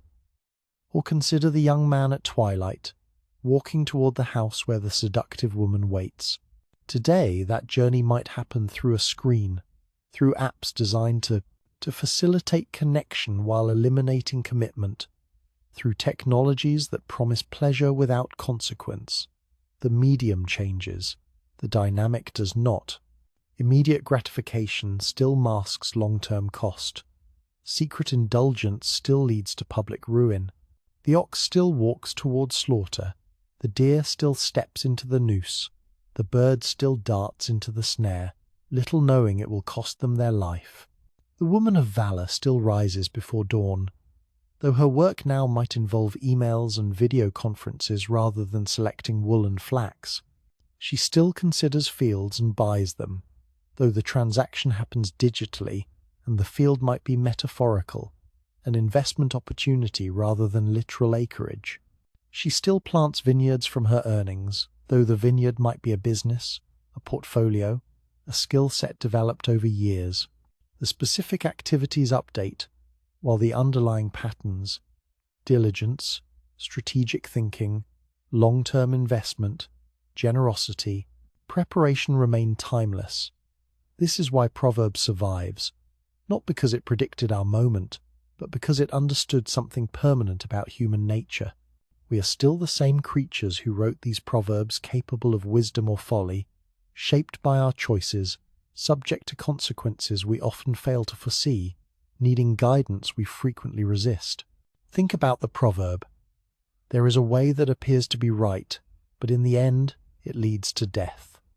How many modern movements, ideologies, technologies, and lifestyles have seemed right, have been embraced enthusiastically by millions, only to reveal destructive consequences years or decades later. The cigarette that seemed sophisticated, the debt that seemed manageable, the relationship that seemed passionate, the career path that seemed lucrative, the political ideology that seemed enlightened, the technology that seemed purely beneficial. We are not wiser than our ancestors about this pattern. We are simply confronting it with different specifics.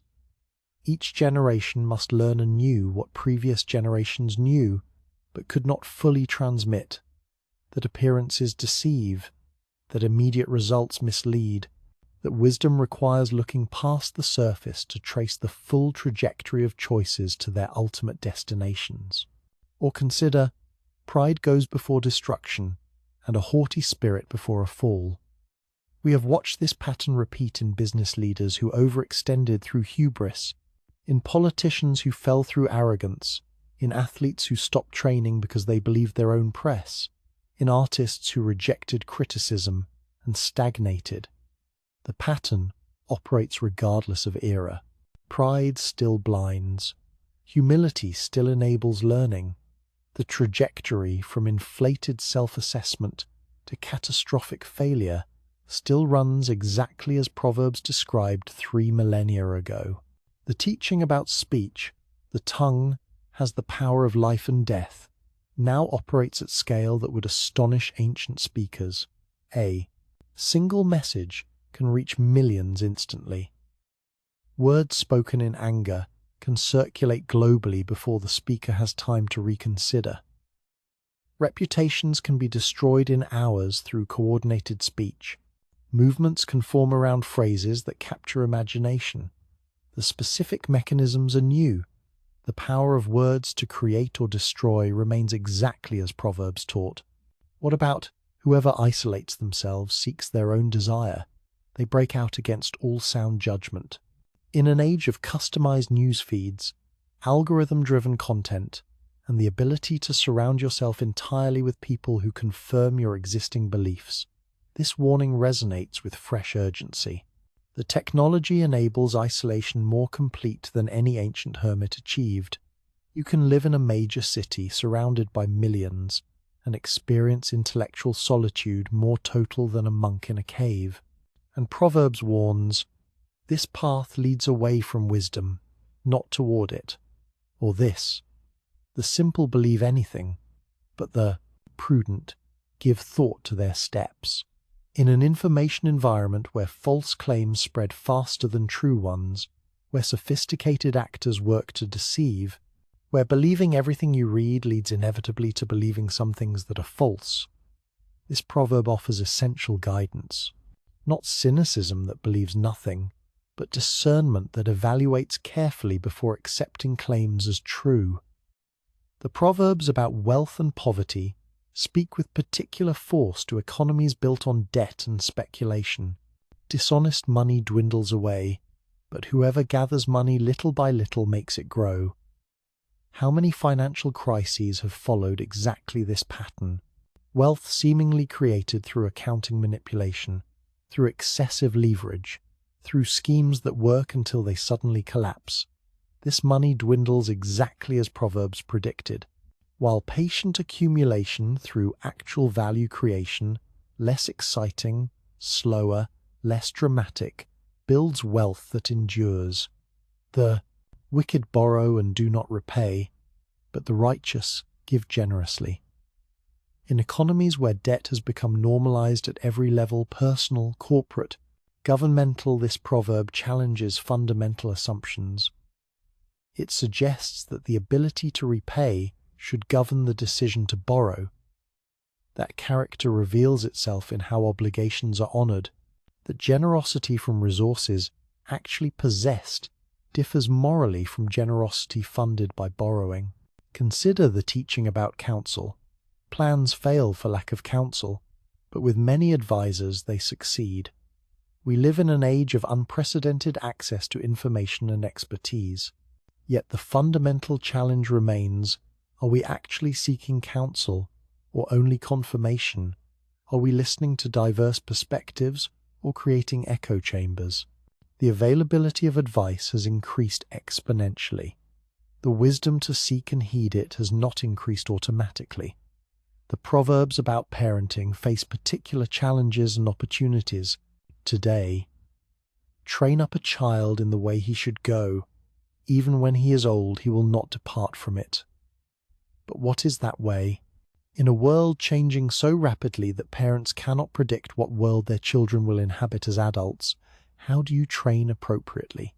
Perhaps the answer lies in focusing on what Proverbs itself focuses on: character over circumstances, principles over specifics, wisdom that transcends particular contexts. Discipline your children, and they will give you peace. They will bring you the delights you desire. This requires believing that short-term discomfort, the child's displeasure at being corrected, the parent's discomfort at being temporarily unloved, yields long-term benefit. In cultures increasingly focused on children's immediate happiness, on avoiding any distress, on being friends rather than authorities, this proverb challenges prevailing assumptions. It suggests that true love sometimes looks like what the child experiences as unloving in the moment. The woman of valor portrait challenges modern categories. She is neither the confined homemaker of one idealized past, nor the career woman who abandons family for professional success. She is comprehensively competent, managing household and business, raising children and engaging commerce, creating wealth and distributing it generously, building her own capabilities and enabling her husband's public service. She defies attempts to limit her to single roles.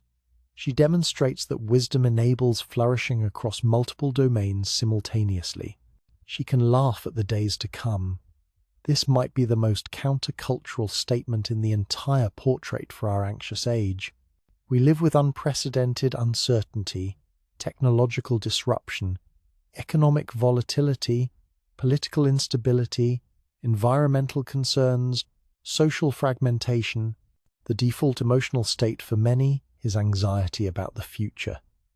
And here stands this ancient portrait suggesting that wisdom creates capability that generates confidence that enables joy even facing uncertainty.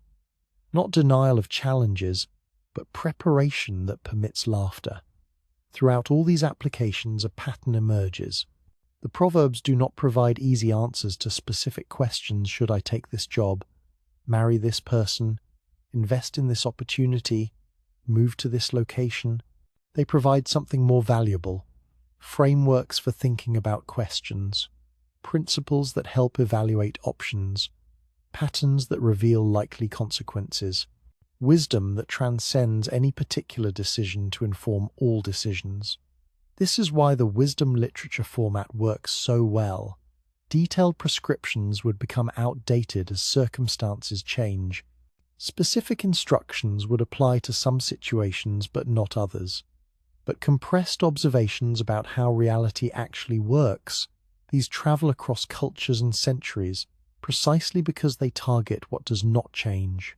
Pride still precedes falls. Diligence still produces better outcomes than laziness. Speech still has power to build or destroy. Preparation still reduces anxiety. Character still shapes destiny. And the central conflict between wisdom and folly, between life and death, between paths that lead to flourishing and paths that lead to destruction, this conflict continues. Wisdom still cries out in public places, still offers understanding to whoever will listen, still promises that her ways are pleasant and her paths are peace. Folly still calls from her high places, still offers stolen water and secret bread, still leads the simple to destruction. The remarkable thing about our moment is that access to wisdom has never been greater. The accumulated knowledge of humanity sits in devices we carry in our pockets. The best thinking about virtually any topic is searchable, readable, available. We have eliminated the barriers of geography and cost that limited access for most of human history, and yet wisdom remains rare. Knowledge is abundant, understanding is scarce. Information proliferates, discernment does not increase proportionally. Perhaps this is Proverbs' most important insight for our time. Wisdom is not information. It is not facts or data or accumulated knowledge. It is the ability to use knowledge well, to see patterns, to trace consequences, to evaluate claims, to choose wisely. This ability does not come automatically from exposure to information. It comes from what Proverbs calls the fear of the Lord, that fundamental orientation toward reality that acknowledges there are truths larger than personal preference, patterns more real than individual opinion, consequences that operate regardless of whether we acknowledge them. The fear of the Lord is the beginning of knowledge, Proverbs declares in its opening chapter, but fools despise wisdom and instruction. This is not about cowering before an angry deity. This is about recognizing that reality has structure, that this structure was not invented by humans and does not bend to human wishes, that wisdom means aligning yourself with what is actually true rather than insisting reality conform to what you want to be true. In an age that often treats truth as subjective, that collapses reality into personal perspective, that struggles with the concept of objective moral truth, this foundational claim becomes either deeply offensive or profoundly liberating. Offensive if you want reality to accommodate your preferences, liberating if you recognize that some paths actually lead to flourishing regardless of cultural norms or personal feelings. The eternal echo of wisdom's call sounds still in our moment, through the ancient words that survived against odds, through the patterns that repeat regardless of technological change, through the consequences that follow choices as reliably as harvest follows planting, through the accumulated testimony of generations who found that these proverbs actually work not as magic formulas, but as reliable guides to navigating reality. How long will you who are simple love your simple ways? Wisdom asks today, as she asked in Solomon's time. How long will mockers delight in mockery, and fools hate knowledge? Repent at my rebuke, then I will pour out my thoughts to you, I will make known to you my teachings. The call is the same, the choice is the same. Two paths diverge, one leading to life, one leading to death, one built on reality, one on illusion. One requiring discipline now for flourishing later, one offering pleasure now and devastation later. The packaging updates constantly. The fundamental decision remains unchanged. Choose wisdom, choose understanding. Choose to align your life with how things actually work rather than how you wish they worked. Choose the harder path that leads somewhere rather than the easier path that leads nowhere. Choose to build on foundation that endures rather than sand that shifts. Choose life. This is the message that has echoed across 3,000 years. speaking to kings and peasants, to ancient farmers and modern professionals, to every generation that has faced the choice between wisdom and folly. The echo continues. The call sounds still. The paths remain distinct. The consequences continue operating exactly as described. And the question Proverbs poses to each generation, to each individual, to this very moment, remains urgent and unavoidable. Which path will you choose? The voice that has guided millions toward flourishing speaks still. The wisdom that has proven itself across every possible test time can devise remains available. The choice that shapes destiny stands before you now, as it stood before your ancestors and will stand before your descendants. How will you answer? The Proverbs wait, patient and persistent, proven and powerful, ancient and eternally contemporary. They speak. They always have. They always will. To whoever has ears to hear, the legend lives on, eternal and unconquerable. Choose wisely.